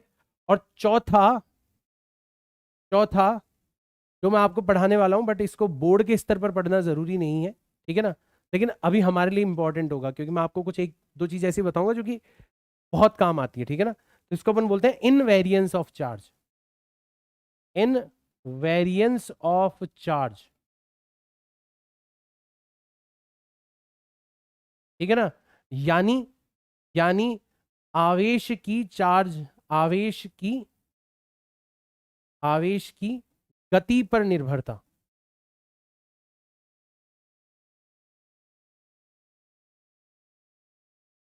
ठीक है ना, या द्रव्यमान की, आवेश या द्रव्यमान। तो ये इसलिए थोड़ा सा इंपॉर्टेंट पॉइंट है क्योंकि यहां पर अपन तुलना कर रहे होंगे दो मूलभूत गुणों की, ठीक है। अब इनके बारे में एक एक के बारे में बात करेंगे अपन। रेडी हो सारे के सारे बच्चे? एक बार कमेंट्स के अंदर बता दो, are you ready? Are you ready? अभी तो आपके लिए चारों नए हैं, और हमें क्या पता आवेशों की योज्यता क्या होता है, आवेशों का संरक्षण क्या होता है। अब अपन इनके बारे में वन बाय वन एक एक चीज के बारे में डिटेल में पढ़ने वाले हैं। ठीक है, very good very good very good. एक एक करके पढ़ते हैं अपन। सबसे पहले अपन बात करते हैं किसके बारे में, आवेशों की योज्यता के बारे में। ध्यान रखना बेटा, ये आंकिक प्रश्नों की दृष्टि से बहुत महत्वपूर्ण है। ये सारे गुणधर्म जो हैं ये आंकिक प्रश्नों की दृष्टि से बहुत महत्वपूर्ण है। अगर तुम न्यूमेरिकल्स करना चाहते हो तो इनको बहुत अच्छे से सीखना, बहुत अच्छे से सीखना। तो ये आंकिक प्रश्नों की दृष्टि से बहुत इंपॉर्टेंट है। भाई तुम यही तो चाहते हो ना, मजा तो तभी आएगा ना कि सर आप हमें फिजिक्स कुछ इस तरीके से पढ़ा दो कि हमें बस न्यूमेरिकल सॉल्व करना आ जाए। हम भी देखते हैं बच्चे आईआईटी की तैयारी कर रहे हैं, नीट की तैयारी कर रहे हैं, मॉड्यूल सॉल्व करते हैं, सवाल सॉल्व करते हैं। अब हम तो हिंदी माध्यम के बच्चे हो गए, हमने कभी इस तरीके का माहौल देखा ही नहीं। अपन बदलाव ला रहे हैं। इसलिए मैंने आपको पहले बता दिया कि इन तीनों चीजों को आपको अच्छे से सीखना है, क्योंकि ये आपके न्यूमेरिकल्स करने में आपको बहुत ज्यादा मदद करेगी। मैं बताऊंगा आपको, देखो कि कैसे आप जब किसी चीज को सीखते हो उसका न्यूमेरिकल में कैसे उपयोग किया जाता है, वो भी मैं आपको बताऊंगा। ठीक है, स्टार्ट करते हैं। चलो, तो सबसे पहले अपन बात करते हैं आवेशों की योज्यता के बारे में। क्या होती है आवेशों की योज्यता? एक लाइन के अंदर अगर अपन परिभाषित करें तो आवेशों की योज्यता का मतलब होता है कि किसी निकाय का कुल आवेश, किसी भी निकाय का, जैसे मेरा मान लो आप कुल आवेश निकालना चाहते हो, किसी भी निकाय का कुल आवेश जो होता है उसमें उपस्थित सभी धनात्मक एवं ऋणात्मक आवेशों के बीज गणितीय योग के बराबर होता है। क्यों हमने बीज गणितीय योग यूज किया? हमने बीज गणितीय योग का उपयोग क्यों किया? क्योंकि आवेश कैसी राशि है? क्योंकि आवेश एक अदिश राशि है। क्योंकि आवेश कैसी राशि है? एक अदिश राशि है। सीखो और समझो। जब मैंने तुम्हें बताया था कि आवेश एक अदिश राशि है तो बच्चों को लगा होगा एक सिंपल सी लाइन लिखी हुई है, क्या ही काम आएगी, पढ़ा छोड़ दिया। लेकिन बेटा ये फिजिक्स है और फिजिक्स के अंदर चीजें कभी भी काम आ सकती है। आवेश का अदिश राशि होना आवेशों की योज्यता तक लेके आ गया हमें, क्योंकि आवेश एक अदिश राशि है, स्केलर क्वांटिटी है। इसलिए जब भी तुम कुल आवेश निकालोगे तुम कौन सा योग करोगे? तुम बीज गणितीय योग करोगे। तुम बीज गणितीय योग करोगे। जैसे मान लो मैंने कहा ये एक बॉक्स है, मैंने कहा ये एक डब्बा पड़ा हुआ है, ठीक है ना, ये एक बक्सा है, ठीक है। और इस बक्से के अंदर तुमने इधर से डाला, तुमने इधर से डाला कितना आवेश? प्लस 10 कुलाम का आवेश डाला, ठीक है। तुमने इधर से डाला, तुमने इधर से डाला -2 कुलाम का आवेश डाला। और तुमने इस तरफ से डाला आवेश कितना? ठीक है, तुमने यहां से डाला -4 कुलाम का आवेश डाला, ठीक है। अब तुम्हें बताना है कि बताओ बॉक्स का कुल आवेश कितना होगा। तुम्हें बताना है बॉक्स का कुल आवेश कितना होगा। सारे के सारे बच्चे बता सकते हैं, हर एक बच्चे का आंसर आना चाहिए। बॉक्स का कुल आवेश कितना होगा? मैं इंतजार करूंगा, क्योंकि ये एक ऐसा मंच है जहां पर ऑनलाइन पढ़ाई होते हुए भी ऑफलाइन से भी बेटर फील आती है बच्चों को। ऐसा लगता है कि सर हमसे डायरेक्ट बात करते हुए हमें पढ़ा रहे हैं। और ऐसा कब संभव होता है? ऐसा तब संभव होता है जब आप मेरे पूछे जाए सवालों का जवाब दो। अब देखो यहाँ पे मैक्सिमम बच्चे जवाब दे रहे हैं।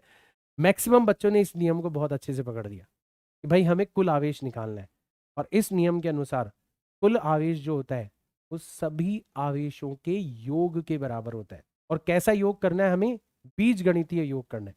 तो कुल आवेश कितना हो जाएगा हमारा? पहला आवेश है +10 कुलाम,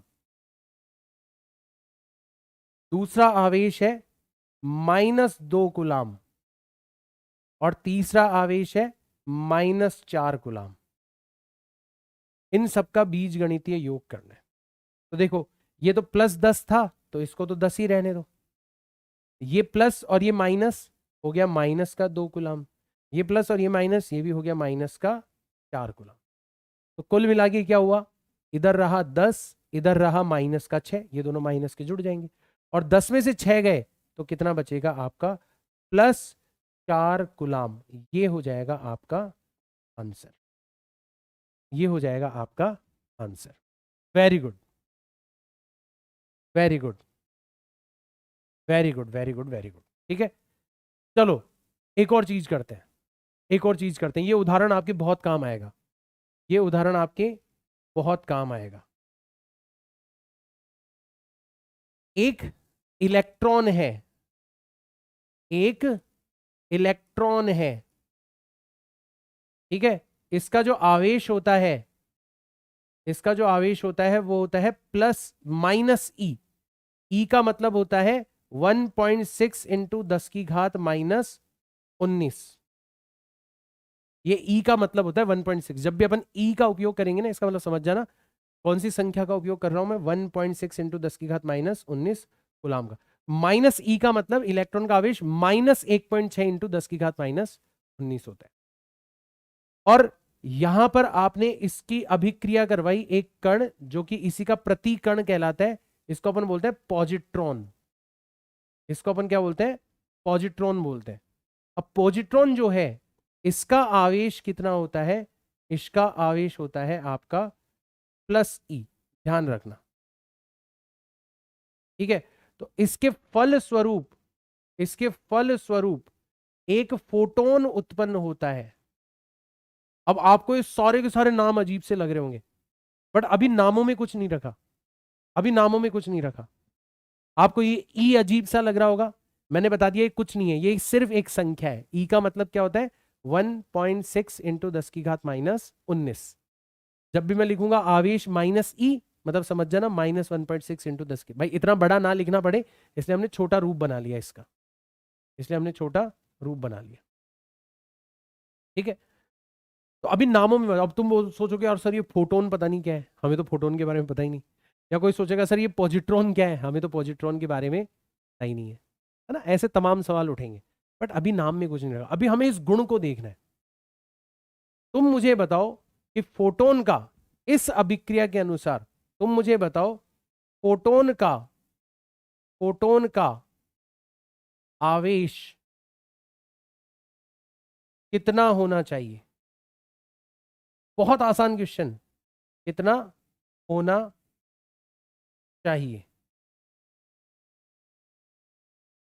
तुम तो इस नियम की दृष्टि से देखो कि फोटोन किस किस से मिलके बना हुआ है, इलेक्ट्रॉन और पॉजिट्रॉन से मिलके बना हुआ है। फोटोन किस किस से मिलके बना हुआ है, इलेक्ट्रॉन और पॉजिट्रॉन से। तो इस नियम के अनुसार फोटोन का कुल आवेश इलेक्ट्रॉन के आवेश और पॉजिट्रॉन के आवेश की बीज गणितीय योग के बराबर होगा।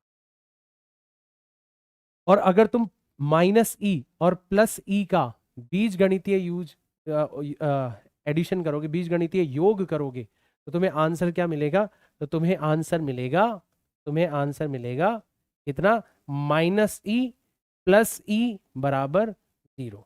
ये हो जाएगा तुम्हारा, मैक्सिमम बच्चों ने करेक्ट आंसर किया। अब ये उदाहरण हमारे एक और जगह काम आएगा। मैंने यही उदाहरण क्यों करवाया, ठीक है, मैंने यही उदाहरण क्यों करवाया, क्योंकि इस उदाहरण को आप अगले गुण में भी देखोगे, अगला गुण भी समझाएगा आपको ये उदाहरण, अगला गुण भी समझाएगा, ठीक है। लेकिन एक देखो, ध्यान से एक चीज सुनना, मेरी ध्यान से सुनना, ठीक है। इस सवाल के अंदर मैक्सिमम बच्चे गलती करते हैं, इस सवाल के अंदर मैक्सिमम बच्चे गलती करते हैं, ठीक है। पहले ध्यान से क्वेश्चन सुनना और फिर जवाब देना। ये तो जानती हो ना, Na+, ये होता है सोडियम आयन, सोडियम आयन पर कितना आवेश होता है, पर कितना आवेश होता है ये आपको बताना है। Na+1 ऐसे लिखा रहता है, आपको बताना है इस पे कितना आवेश होता है। मैं ऑप्शन दे रहा हूं आपको।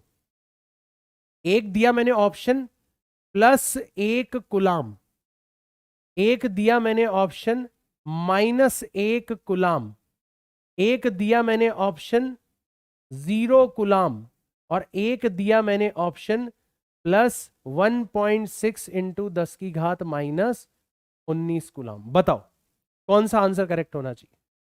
और मैं फिर बोल रहा हूं, मैक्सिमम बच्चे गलत आंसर करते हैं, हर साल देखा है मैंने, हर साल। और यहां पर भी ऐसा ही हुआ है, यहां पर भी मैक्सिमम बच्चों ने इसका गलत आंसर किया है। इसीलिए करवाया मैंने ये सवाल, इसीलिए करवाया मैंने ये सवाल। ध्यान से सोचो, ध्यान से, ध्यान से, मैक्सिमम बच्चे गलत आंसर कर रहे हैं। इसीलिए मैंने ये सवाल करवाया ताकि आपको अब ये गलती याद रहे। मैक्सिमम बच्चों ने ये वाला आंसर किया, ये वाला मैक्सिमम बच्चों ने ये आंसर किया है। मैक्सिमम बच्चों ने कौन सा आंसर किया है? मैक्सिमम बच्चों ने ये वाला आंसर किया है। ये गलत है, ये गलत है।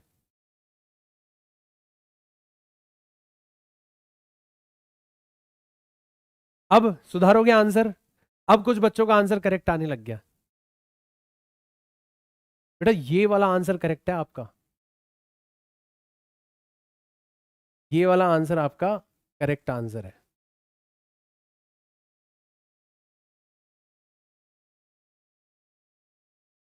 हुआ गलती का एहसास कि हम जल्दीबाजी में कितनी बड़ी गलती करते हैं। इसीलिए मैं बोलता हूं बेटा, फिजिक्स के अंदर है ना, आपको बहुत ध्यान से आगे बढ़ना है, बहुत छोटी छोटी चीजों को। मतलब लोगों को ऐसा लगता है कि फिजिक्स में कठिन चीजें करनी होती है, नहीं।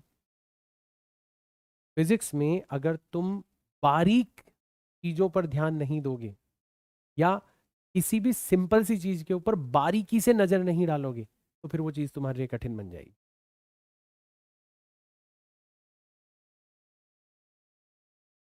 अब आप बोलोगे सर ये क्यों नहीं आया, हमें तो सीधा सीधा यहाँ पे +1 लिखा हुआ दिखाई दे रहा है। +1 का मतलब क्या है यहाँ पर? +1 का मतलब ये है कि सोडियम के अंदर जितने प्रोटॉन है उससे 1 इलेक्ट्रॉन कम है। सोडियम +1 का मतलब क्या हुआ कि सोडियम में प्रोटॉनों की संख्या जो है वो इलेक्ट्रॉनों की संख्या से 1 ज्यादा है, या यूं कह लो 1 इलेक्ट्रॉन कम है सोडियम में, 1 इलेक्ट्रॉन कम है सोडियम में। तो सोडियम के ऊपर जो आवेश होगा वो धनात्मक आवेश होगा, और +1 का मतलब क्या है? 1 इलेक्ट्रॉन के बराबर आवेश होगा, नॉट 1 कुलाम। याद रख लोगे बेटा ये, जब भी आप लिखते हो, जैसे आप लिखते हो Na+1, इसका मतलब 1 कुलाम आवेश नहीं है, इसका मतलब है 1 इलेक्ट्रॉन के बराबर धनात्मक आवेश है। याद रख लोगे? याद रख लोगे? आया? ये गलती मत करना बेटा प्लीज, ये गलती मत करना। बहुत सारे बच्चे गलती कर रहे हैं, हर साल करते हैं, उसकी चिंता नहीं है, बट अब नहीं करना। अब जैसे मैंने बोला कि बताओ क्लोरीन -1, इसका आवेश कितना है? इसका आवेश कितना है क्लोरीन -1 का? अब कोई भी बच्चा गलती नहीं करेगा। इसका आवेश कितना हो जाएगा? -1 इलेक्ट्रॉन के बराबर, यानी कि 1.6 इंटू 10⁻⁻19 कुलाम के बराबर। कोई पूछे बताओ अल्फा कण का आवेश कितना होता है? अल्फा कण का आवेश कितना होता है? अब अल्फा कण जो होता है ना, वो होता है आपका हीलियम, हीलियम+2। इसका मतलब ये 2 कुलाम नहीं है, इसका मतलब 2 कुलाम नहीं है, इसका मतलब है, इसका मतलब है 2 × 1.6 इंटू 10⁻⁻19 कुलाम। ये है। ये अब ध्यान रखना बेटा, ये गलतियां अब आपको नहीं करनी, क्योंकि ये गलतियां बताने के बाद में करोगे ना तो फिर बहुत बुरा लगेगा। हाँ, जब तक नहीं पता था तब तक तुमने गलती करी, कोई दिक्कत नहीं है। अब देखो बच्चे अब कमेंट्स के अंदर फिलहाल भी गलती कर रहे हैं, बट बहुत कम हो गई संख्या। अब सर ने सिखा दिया कि जब भी कोई आयन की बात करी जाएगी, आयन का आवेश कैसे निकाला जाएगा? -1 का मतलब है माइनस, 1.6 इंटू 10 प्लस 2 का मतलब क्या है, प्लस 2 इंटू इलेक्ट्रॉन, 2e के बराबर चार्ज हो जाएगा, ठीक है ना। इसको आप e भी लिख सकते हो, है ना, इसको आप 2e भी लिख सकते हो, इसको या 2e भी लिख सकते हो, 2e भी लिख सकते हो, क्योंकि e का मतलब कितना होता है 1.6 इंटू 10⁻⁻⁹। अब मुझे बताओ ये चीज अच्छी लगी या नहीं लगी। मैं आपको ऐसे ही पढ़ाऊंगा बेटा साल भर, मैं आपको ऐसे ही आपकी गलतियों के थ्रू पढ़ाऊंगा। बोलो मजा आएगा या नहीं आएगा। यार ये आदमी तो जानता है हम कहाँ गलती करने वाले हैं। सही तो इंसान चाहिए था हमें कि हमसे गलतियां हो, उन गलतियों को हमें सुधारने का मौका मिल जाए। आया अच्छे से समझ में। यस। चलो अब एक बार सारे के सारे बच्चे, यहां तक मक्खन है, आवेशों की योज्यता अच्छे से समझ में आ गया हमें।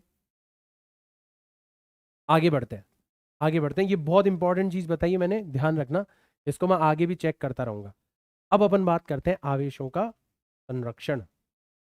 आवेशों का संरक्षण क्या होता है। आवेशों का संरक्षण किसी विलगित निकाय, अब विलगित निकाय का मतलब क्या होता है,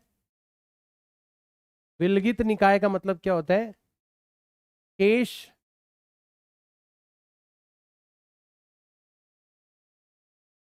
ब्रह्मांड से कोई आवेश का आदान प्रदान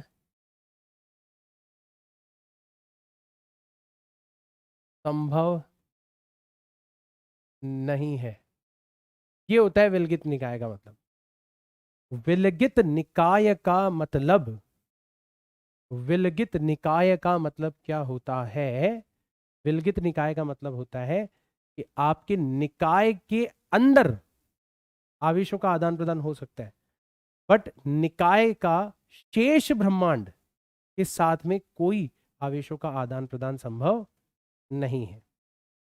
तो किसी विलगित निकाय का, किसी विलगित निकाय का कुल आवेश जो है वो सदैव संरक्षित रहता है, सदैव संरक्षित रहता है,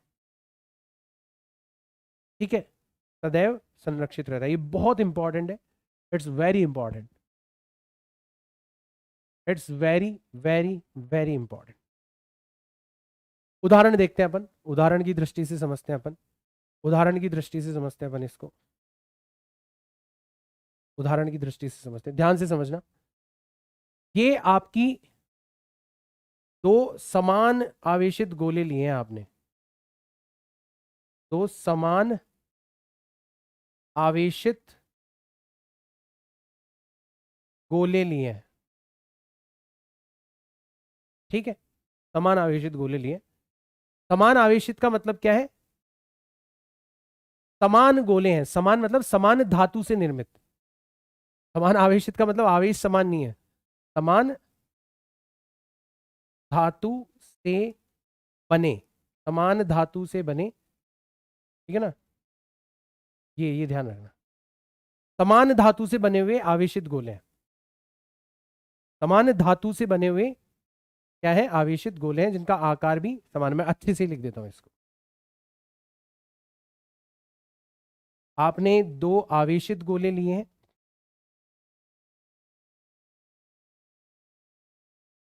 दो आवेशित गोले लिए हैं आपने, ठीक है ना, दोनों समान आकार के हैं और दोनों ही समान धातु से निर्मित है।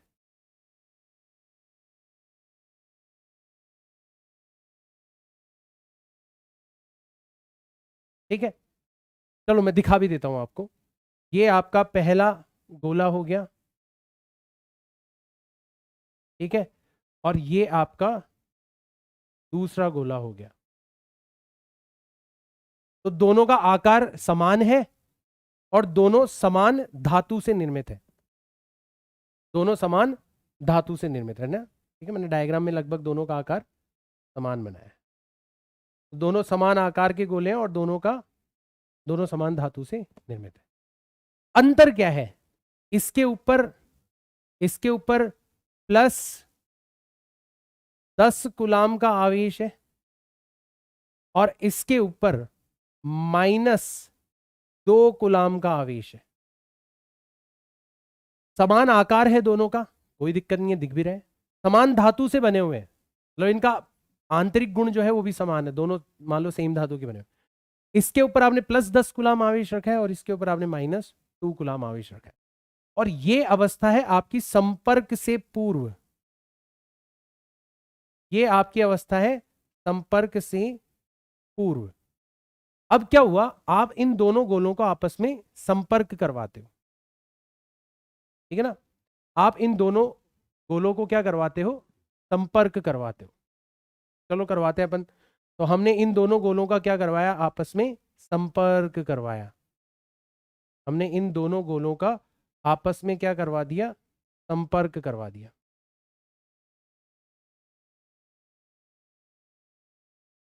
ठीक है, तो इन दोनों गोलों का हमने आपस में क्या करवा दिया? संपर्क करवा दिया।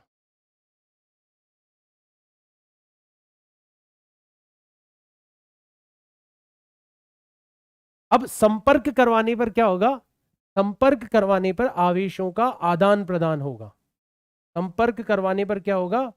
आवेशों का आदान प्रदान होगा। लेकिन बेटा नोटिस करो कि जो भी आवेशों का आदान प्रदान हो रहा है ना, वो इन दोनों के बीच में ही हो रहा है, शेष ब्रह्मांड से नहीं हो रहा। समझ में आया? जो भी आवेशों का आदान प्रदान हो रहा है, जो भी आवेशों का आदान प्रदान हो रहा है, वो इन दोनों के बीच में हो रहा है। इससे इधर जा रहा है, इससे इधर जा रहा है, शेष ब्रह्मांड से कोई आदान प्रदान नहीं हो रहा। इसका मतलब ये क्या बन गए? दोनों मिलके विलगित निकाय बन गए। क्या बन गए? विलगित निकाय बन गए। अब विलगित निकाय अगर ये है, तुमने इन दोनों को संपर्क करवा दिया और कुछ देर संपर्क में रखने के बाद में तुमने इनको वापस से क्या कर लिया? तुमने इनको वापस से अलग कर लिया। तुमने इनको वापस से क्या कर लिया? ठीक है, अलग कर लिया। पुनः अलग अलग करने पर वापस से अलग अलग कर लिया। ठीक है, आ रहा है बेटा सबको समझ में? आ रहा है सबको समझ में? आ रहा है सबको समझ में? तो अब नोटिस करो, क्योंकि ये दोनों गोले मिलके क्या बन रहे हैं? विलगित निकाय बन रहे हैं। तो विलगित निकाय का कुल आवेश जो है वो सदैव संरक्षित रहता है। विलगित निकाय का कुल आवेश सदैव संरक्षित रहता है। पता चला हमें? बिल्कुल सर। तो इसका मतलब ये हो गया कि अगर हम यहां पर आवेशों के संरक्षण का सिद्धांत लगाएं, अगर हम यहां पर आवेशों के संरक्षण का सिद्धांत लगाएं, आवेशों के संरक्षण के सिद्धांत से, आवेशों के संरक्षण के सिद्धांत से क्या होना चाहिए? संपर्क से पूर्व का कुल आवेश जो है, संपर्क से पूर्व का कुल आवेश जो है वो संपर्क के बाद के कुल आवेश के बराबर होना चाहिए। बोलो होना चाहिए या नहीं होना चाहिए? यहां तक आया सबको समझ में? यहां तक आया सबको समझ में? आ रहा है बेटा सबको समझ में? एक एक बच्चा बताएगा, यहां तक एक एक बच्चा बताएगा फटाफट से। सर दोनों गोले जो हैं वो एक मिलकर विलगित निकाय बना रहे हैं और विलगित निकाय का जो कुल आवेश है वो सदैव क्या रहता है? संरक्षित रहता है, सदैव संरक्षित रहता है। ठीक, यानी कि संपर्क से पूर्व का कुल आवेश जो है और संपर्क के बाद का जो कुल आवेश है वो आपस में बराबर होगा। अब संपर्क से पूर्व का कुल आवेश तो हमें पता है, संपर्क से पूर्व का कुल आवेश हमें पता है कितना है, इसके ऊपर +10 कूलाम था, आवेशों की योज्यता हमने पढ़ी थी अभी अभी, और इसके ऊपर कितना था, -2 कूलाम था। ठीक है, ये तो संपर्क से पूर्व का आवेश। संपर्क के बाद क्या होगा? अब देखो बेटा, क्योंकि दोनों का आकार समान है और क्योंकि दोनों समान धातु से निर्मित है, इसका मतलब दोनों की धारिता भी समान है। अब धारिता के बारे में अपन बाद में पढ़ेंगे, बट क्योंकि दोनों का आकार समान है, दोनों समान धातु से निर्मित है, इसका मतलब दोनों बराबर टक्कर के हैं, बराबर टक्कर के हैं। तो जैसे ही मौका मिलेगा दोनों एक दूसरे की बराबरी पर आ जाएंगे। तो हमें नहीं पता कि पुनः अलग करने पर इन पे कितना आवेश, हमें नहीं पता। हम इसके ऊपर भी Q आवेश मान लेंगे और इसके ऊपर भी कितना हो जाएगा, Q आवेश। क्यों क्यों दोनों के ऊपर समान माना? क्योंकि दोनों का आकार समान है और दोनों समान धातु से निर्मित, अदरवाइज नहीं होगा। अगर मान लो आकार समान नहीं हुआ तो नहीं करेंगे, अगर धातु समान नहीं हुई तो नहीं करेंगे, लेकिन सामान्यतया जब भी ये प्रश्न पूछा जाता है तो दोनों समान आकार के और समान धातु से निर्मित गोले लिए जाते हैं। तो आवेशों के संरक्षण के सिद्धांत से संपर्क से पूर्व का जो कुल आवेश है वो तो हमें पता है, और संपर्क के बाद का कुल आवेश हमें पता नहीं है, तो हम इसको मान लेते हैं Q + Q।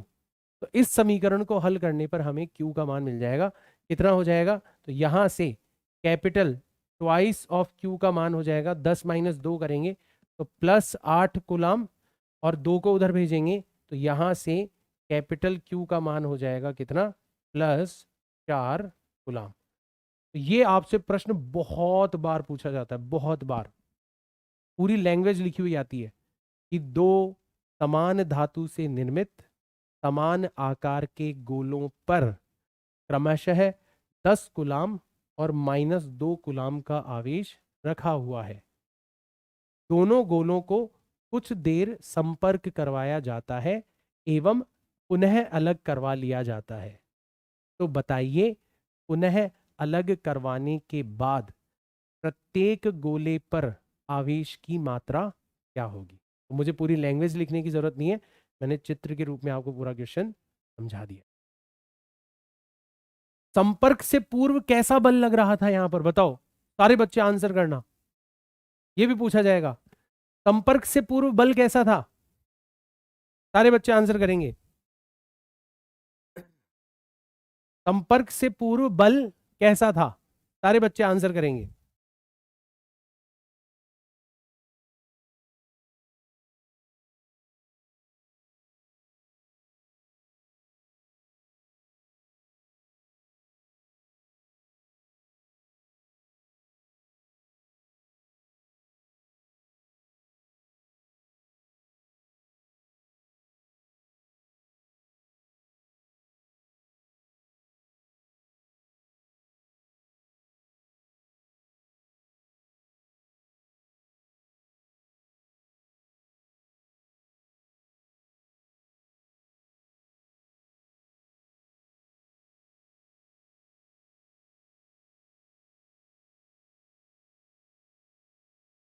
आया सबका आंसर?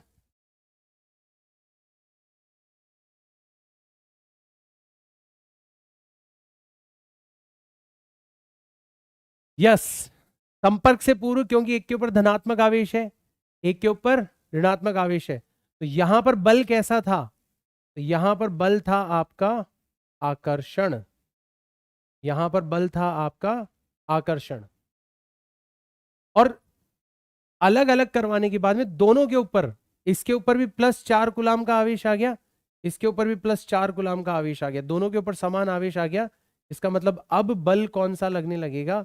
अब बल लगने लगेगा आपका प्रतिकर्षण। तो ये भी एक सवाल पूछा जा सकता है, ये भी आपसे एक सवाल पूछा जा सकता है कि बताओ, संपर्क करवाकर अलग किए जाने पर दोनों के बीच में लगने वाला बल किस प्रकार का होगा? ये हो जाएगा आपका आवेशों का संरक्षण। देखो, आवेशों के संरक्षण का एक उदाहरण ऑलरेडी हमने ले लिया, एक उदाहरण हमने ऑलरेडी ले लिया। हमने क्या लिया था अभी अभी? एक और उदाहरण हमने लिया था, हमने लिया था कि एक इलेक्ट्रॉन और एक पॉजिट्रॉन, एक इलेक्ट्रॉन और एक पॉजिट्रॉन मिलके पॉजिट्रॉन मिलके क्या बनाते हैं? एक इलेक्ट्रॉन एक पॉजिट्रॉन मिलके क्या बनाते हैं? फोटोन बनाते हैं, फोटोन। ठीक है, फोटोन बनाते हैं। यहां पर भी आपका कुल आवेश जो है वो संरक्षित है। कैसे संरक्षित है? इलेक्ट्रॉन का आवेश कितना होता है? -e। पॉजिट्रॉन का आवेश कितना होता है? +e। तो कुल आवेश कितना हुआ आपका? कुल आवेश कितना हुआ आपका? कुल आवेश हुआ आपका 0। और यहां पर फोटोन का जो आवेश होता है ये भी कितना होता है? ये भी होता है 0। क्यों हुआ 0? क्यों हुआ 0? अब हमें इसका कारण पता पड़ गया।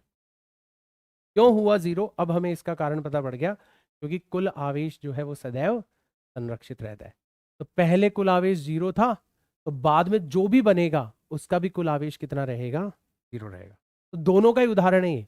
आवेशों की योज्यता का भी उदाहरण है और साथ ही साथ में आवेशों के संरक्षण का उदाहरण सामान्यतः जब भी पूछा जाता है तो बच्चे ये वाला उदाहरण लिख के आ सकते हैं, है ना। ये एक स्टैंडर्ड एग्जाम्पल आ रहा है सबको समझ में? तो ये हो गई हमारी दूसरा गुणधर्म, जिसको अपन कहते हैं आवेशों का संरक्षण। अब कहते हैं अपन, अब चलते हैं अपन आवेशों का क्वांटीकरण। क्वांटीकरण का मतलब क्या होता है? ध्यान से समझना है इसको। इसके नाम पर मत जाना कि सर नाम बड़ा भयानक है, नाम पर मत जाना, बहुत सिंपल सी चीज है। क्वांटीकरण का मतलब क्या होता है? क्वांटीकरण का मतलब होता है किसी भी भौतिक राशि का छोटे छोटे पैकेट्स के रूप में पाया जाना। जैसे जैसे एक कक्षा में बैठे हुए छात्रों की संख्या, ध्यान रखना, जैसे एक कक्षा में उपस्थित एक कक्षा में उपस्थित उपस्थित छात्रों की संख्या, एक कक्षा में उपस्थित छात्रों की संख्या, ये एक कैसी राशि है? ये एक क्वांटीकृत राशि है। ये एक क्वांटीकृत राशि है। सर इसका मतलब क्या हुआ? क्वांटीकृत राशि का मतलब क्या हुआ? क्वांटीकृत राशि का मतलब क्या हुआ कि कक्षा में उपस्थित छात्रों की संख्या जो होगी वो सदैव पूर्ण संख्या होगी, एक इंसान के पूर्ण गुणज के रूप में होंगे। मतलब आप ये कह सकते हो कि कक्षा में छात्र या तो 20 छात्र होंगे, ठीक है, ये संभव है, ठीक है, या फिर 40 छात्र होंगे, ये भी संभव है। बट क्या क्लास के अंदर 1/2 छात्र हो सकते हैं? बताओ। 20 छात्र होना संभव है, 40 छात्र होना संभव है, बट क्या आधा छात्र हो सकता है क्लास के अंदर? सारे बच्चे जवाब दो, ऐसे ही सीखेंगे फिजिक्स अपन। क्या 20 सही 1/3 छात्र होना संभव है? क्या 34.5 या 34.7 छात्र होना संभव है?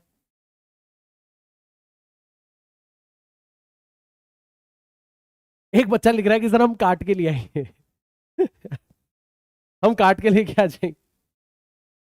हे भगवान, तुम्हें काटना पीटना अलाउड नहीं है। अब बोलो।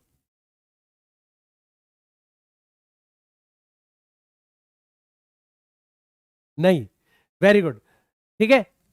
अगर हम काटम पिटाई वाला काम ना करें, है ना, जिंदा छात्र की अगर मैं बात करूं, जिंदा छात्र, आप बोलो सर मरा हुआ छात्र तो ला सकते हैं हम आधा ठीक है ना। अगर जिंदा छात्र की अगर अपन बात करें, आधा छात्र जो है वो क्लास के अंदर उपस्थित होना संभव नहीं है। हो ही नहीं सकता कि किसी क्लास के अंदर आधा छात्र हो ही नहीं सकता किसी के अंदर 20 सही 1/3 छात्र हो ही नहीं सकता कि किसी कक्षा के अंदर 34.37 छात्र हो। तो तुम नोटिस कर रहे हो कि छात्रों की संख्या जो है वो हर वैल्यू नहीं हो सकती, हर संख्या छात्रों की संख्या नहीं हो सकती। छात्रों की संख्या हमेशा क्या होगी? पूर्णांक होगी। 1 2 3 4 5 6 7 ऐसे 1.2 3.4 1/2 ये सब नहीं हो सकती। ऐसी राशियां, ऐसी राशियां जो किसी मूलभूत इकाई के पूर्ण गुणज के रूप में पाई जाती है, ऐसी राशियां जो किसी गुणज के, किसी किसी छोटी संख्या के पूर्ण गुणज के रूप में पाई जाती है, उनको अपन कहते हैं क्वांटीकृत राशियां। उनको अपन क्या कहते हैं? क्वांटीकृत राशियां कहते हैं। तो आवेश जो है ना, वो भी एक क्वांटीकृत राशि है। आवेश भी हर मात्रा में नहीं पाया जा सकता, हर मात्रा में नहीं पाया जा सकता। ध्यान रखना, किसी भी वस्तु पर आवेश जो है वो हर मात्रा में नहीं पाया जा सकता। वो इलेक्ट्रॉन के आवेश यानी कि 1.6 इंटू 10⁻⁻19 कूलाम, इस आवेश के पूर्ण गुणज के रूप में ही पाया जा सकता है। मतलब किसी भी वस्तु के ऊपर जब आप देखोगे आवेश Q, तो वो सदैव किस रूप में लिखा जा सकता है? वो सदैव n टाइम्स E के रूप में लिखा जा सकता है। और यहां पर n जो है, यहां पर n जो है, ये सदैव क्या होगी? पूर्ण संख्या होगी, इंटीजर होगी। ये इंटीजर का मतलब है कि n का मान 1 हो सकता है, n का मान 2 हो सकता है, n का मान 3 हो सकता है, n का मान 4 हो सकता है, एंड सो ऑन।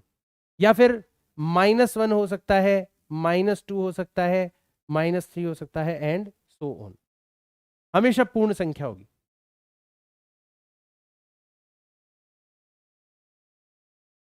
आया समझ में? तो किसी भी वस्तु पर जब भी आवेश पाया जाएगा तो सदैव किसके रूप में पाया जाएगा? इलेक्ट्रॉन के आवेश के पूर्ण गुणज के रूप में पाया जाएगा। इसीलिए बेटा, इसीलिए ध्यान रखना, इलेक्ट्रॉन का आवेश जो है, इसीलिए इलेक्ट्रॉन का आवेश जो है, यह क्या कहलाता है?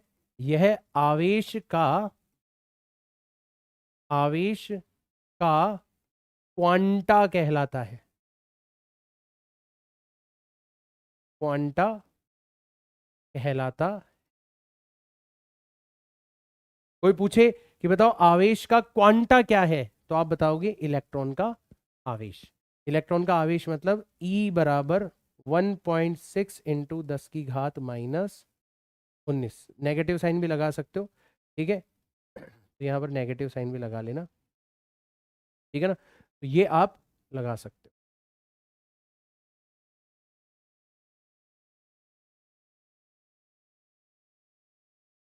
ये कहलाता है आपका -1.6 इंटू 10⁻⁻19 कूलम। ये होता है आपका इलेक्ट्रॉन। यही क्या कहलाता है? यही आवेश की वो मात्रा है जिसके पूर्ण गुणज के रूप में आवेश पाया जाएगा। इसको तुम ऐसे भी लिख सकते हो, ठीक है? इसको तुम ऐसे भी लिख सकते हो कि किसी भी वस्तु पर, किसी वस्तु पर E/4 या फिर 1.2 E या फिर 24.5 E इत्यादि इत्यादि आवेश की मात्रा, इत्यादि आवेश की मात्रा संभव संभव नहीं है। आया समझ में? जैसे किसी कक्षा में आधा छात्र नहीं पाया जा सकता, जैसे किसी कक्षा में आधा छात्र नहीं पाया जा सकता, वैसे ही किसी वस्तु पर 1/4 इलेक्ट्रॉन का आवेश नहीं हो सकता, 1/2 इलेक्ट्रॉन का आवेश नहीं हो सकता, 1.2 इलेक्ट्रॉन का आवेश नहीं हो सकता। सदैव आवेश होगा तो वो इलेक्ट्रॉन के आवेश के पूर्ण गुणज के रूप में होगा। आया? अब एक बच्चा बोल रहा है कि सर छात्रों की संख्या 1.1 के तो हो सकती है। ऐसे तो यहां पे भी मैं 1.6 लिख रहा हूं। के का मतलब क्या होता है? ये के का मतलब होता है 1000। के का मतलब होता है 1000, तो 1.1 हजार करोगे तो कितना आएगा? ये आ जाएगा आपका 1100। तो ये पूर्ण संख्या ही तो है।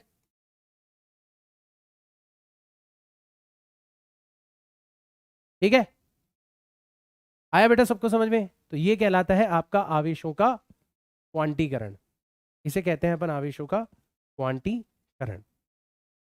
ठीक है, अब आप सिर्फ मुझे 10 मिनट का समय और दो, फिर अपन इस क्लास को एंड करेंगे। ठीक है ना? और इतनी हमारी लंबी क्लास रहेगी, मजा तो तभी आएगा ना यार। मजा तो तभी आएगा। किस किस को प्रॉब्लम है एक बात बताओ। यही तो आपको फोकस बनाना है, और टाइम हमने ऐसा चूज किया है।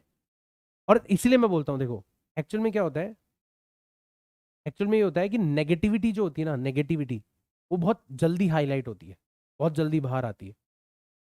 तो अभी जैसे मान लो 1000-1200 बच्चे यहाँ पर बैठे हैं, क्लास देख रहे हैं, उनमें से मैं गारंटी दे सकता हूँ कि 1000 बच्चे ऐसे होंगे, 1000 बच्चे ऐसे होंगे जिनको बहुत मजा आ रहा है।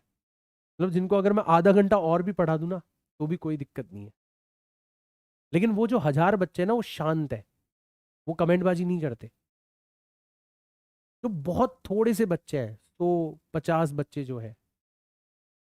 अब पता नहीं उनके साथ में ऐसा क्यों है। शायद अंदर से मन नहीं बना के आते वो क्लास के अंदर। भाई जब आप पढ़ने जा रहे हो, तो पढ़ने का मन बना के आओगे ना।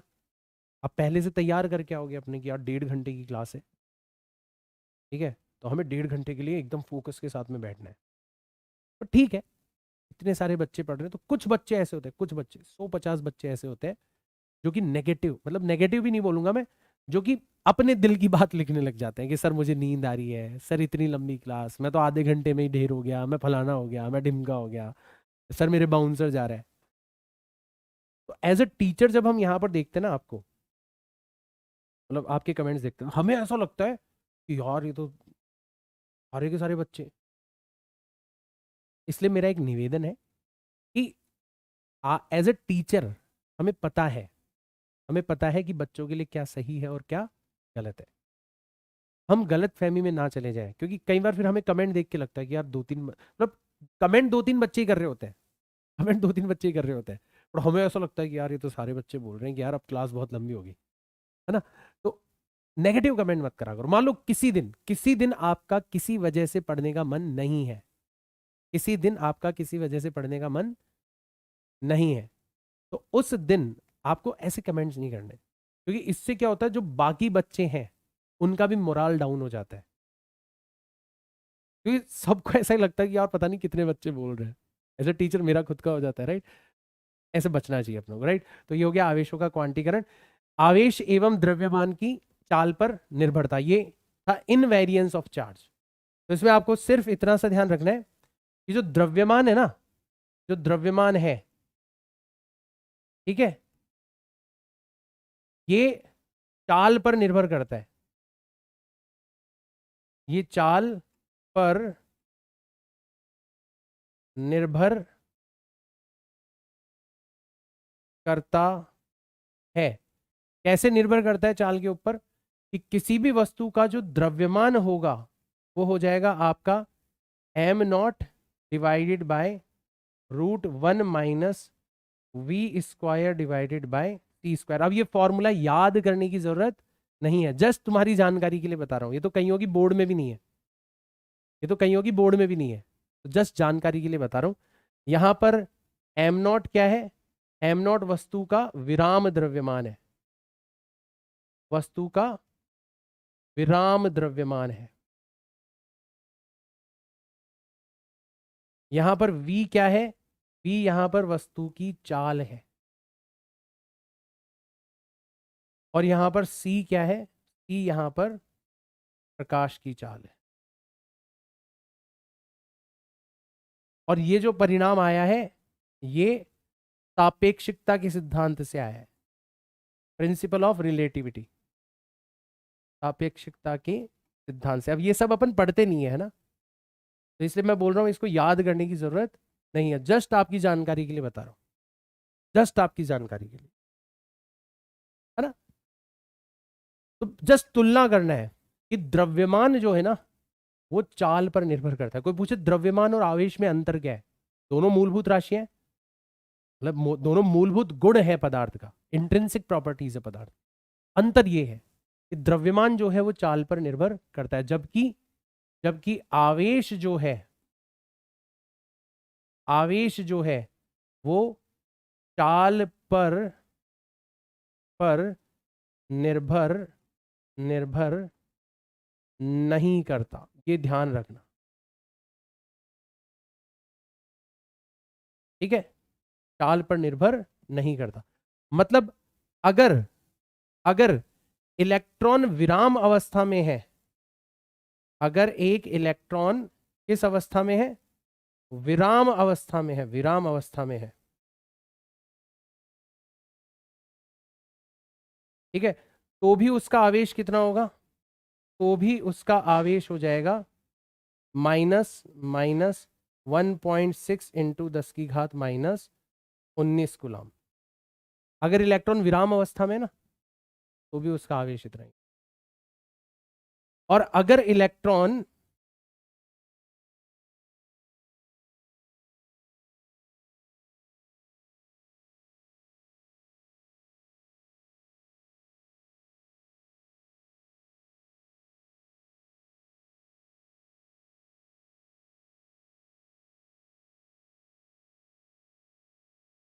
अगर इलेक्ट्रॉन 1140 किलोमीटर, अब ये 1140 आपकी संख्या है बच्चों की जो भी प्रस्तुत है, ऐसे रैंडम ले लिया, रैंडम उदाहरण के तौर पर ले लिया कि अगर इलेक्ट्रॉन विराम अवस्था में है तो भी उसका आवेश कितना है 1.6 इंटू 10⁻⁻।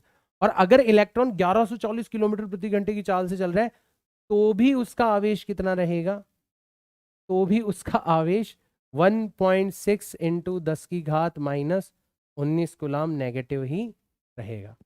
मतलब आवेश के ऊपर चाल का कोई प्रभाव नहीं पड़ता, आवेश के ऊपर चाल का कोई प्रभाव नहीं पड़ता।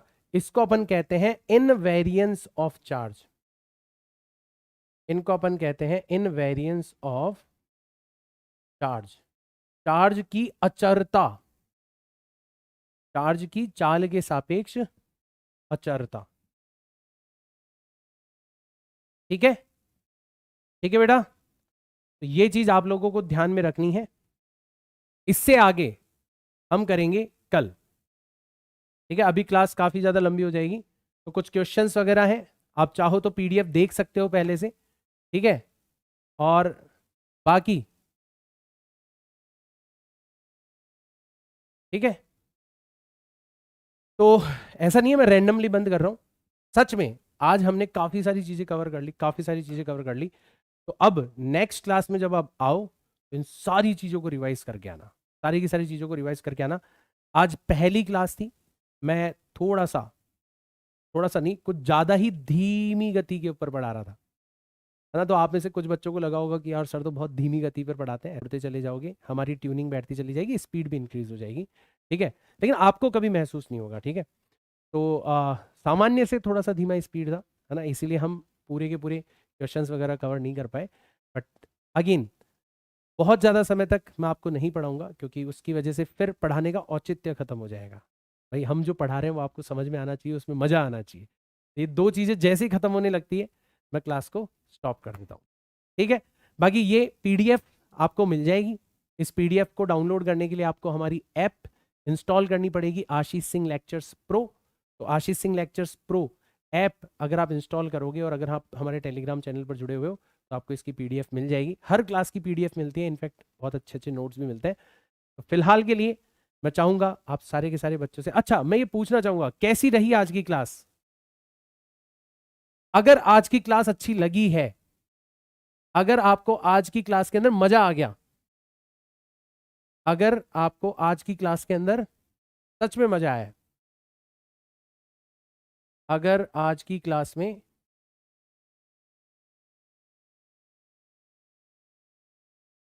सच में अगर मजा आया, मैंने आपको प्रॉमिस किया था ओरिएंटेशन के अंदर, आपको फिजिक्स बहुत आसान बना के दूंगा, राइट? अगर आपको सच में मजा आया ना, तो आपको कमेंट्स के अंदर टाइप करना है, लाइव चैट के अंदर नहीं, हर एक बच्चे को कमेंट्स के अंदर टाइप करना है, हर एक बच्चे को कमेंट्स में टाइप करना है फिजिक्स तो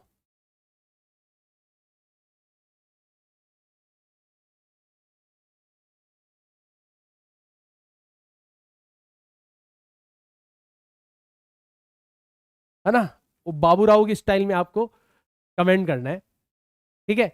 देखो क्या होता है, इससे इससे एक अच्छा माहौल क्रिएट होता है, लेकिन ये ईमानदारी से करना है। अगर सच में आपको आज मजा आ गया, लगा कि यार अगर इसी तरीके से फिजिक्स पढ़ते रहे तो सच में एक दिन बाबूराव की तरह अपन बोलेंगे कि फिजिक्स तो मक्खन हो गई रे बाबा, है ना?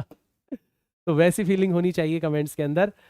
फिलहाल के लिए मैं आप सभी लोगों से चाहूंगा अलविदा, शुभ रात्रि, एक अच्छी नींद लें, एक अच्छा मुकाम आप लोगों ने आज हासिल किया है, एक अच्छी क्लास को आपने बहुत दिल से पूरा किया है, और इसी तरीके से हम लोग आगे बढ़ते रहेंगे, पढ़ते रहेंगे, सीखते रहेंगे। मिलता हूं मैं आपसे नेक्स्ट क्लास के अंदर। Tata bye bye, see all in next class. जय हिंद।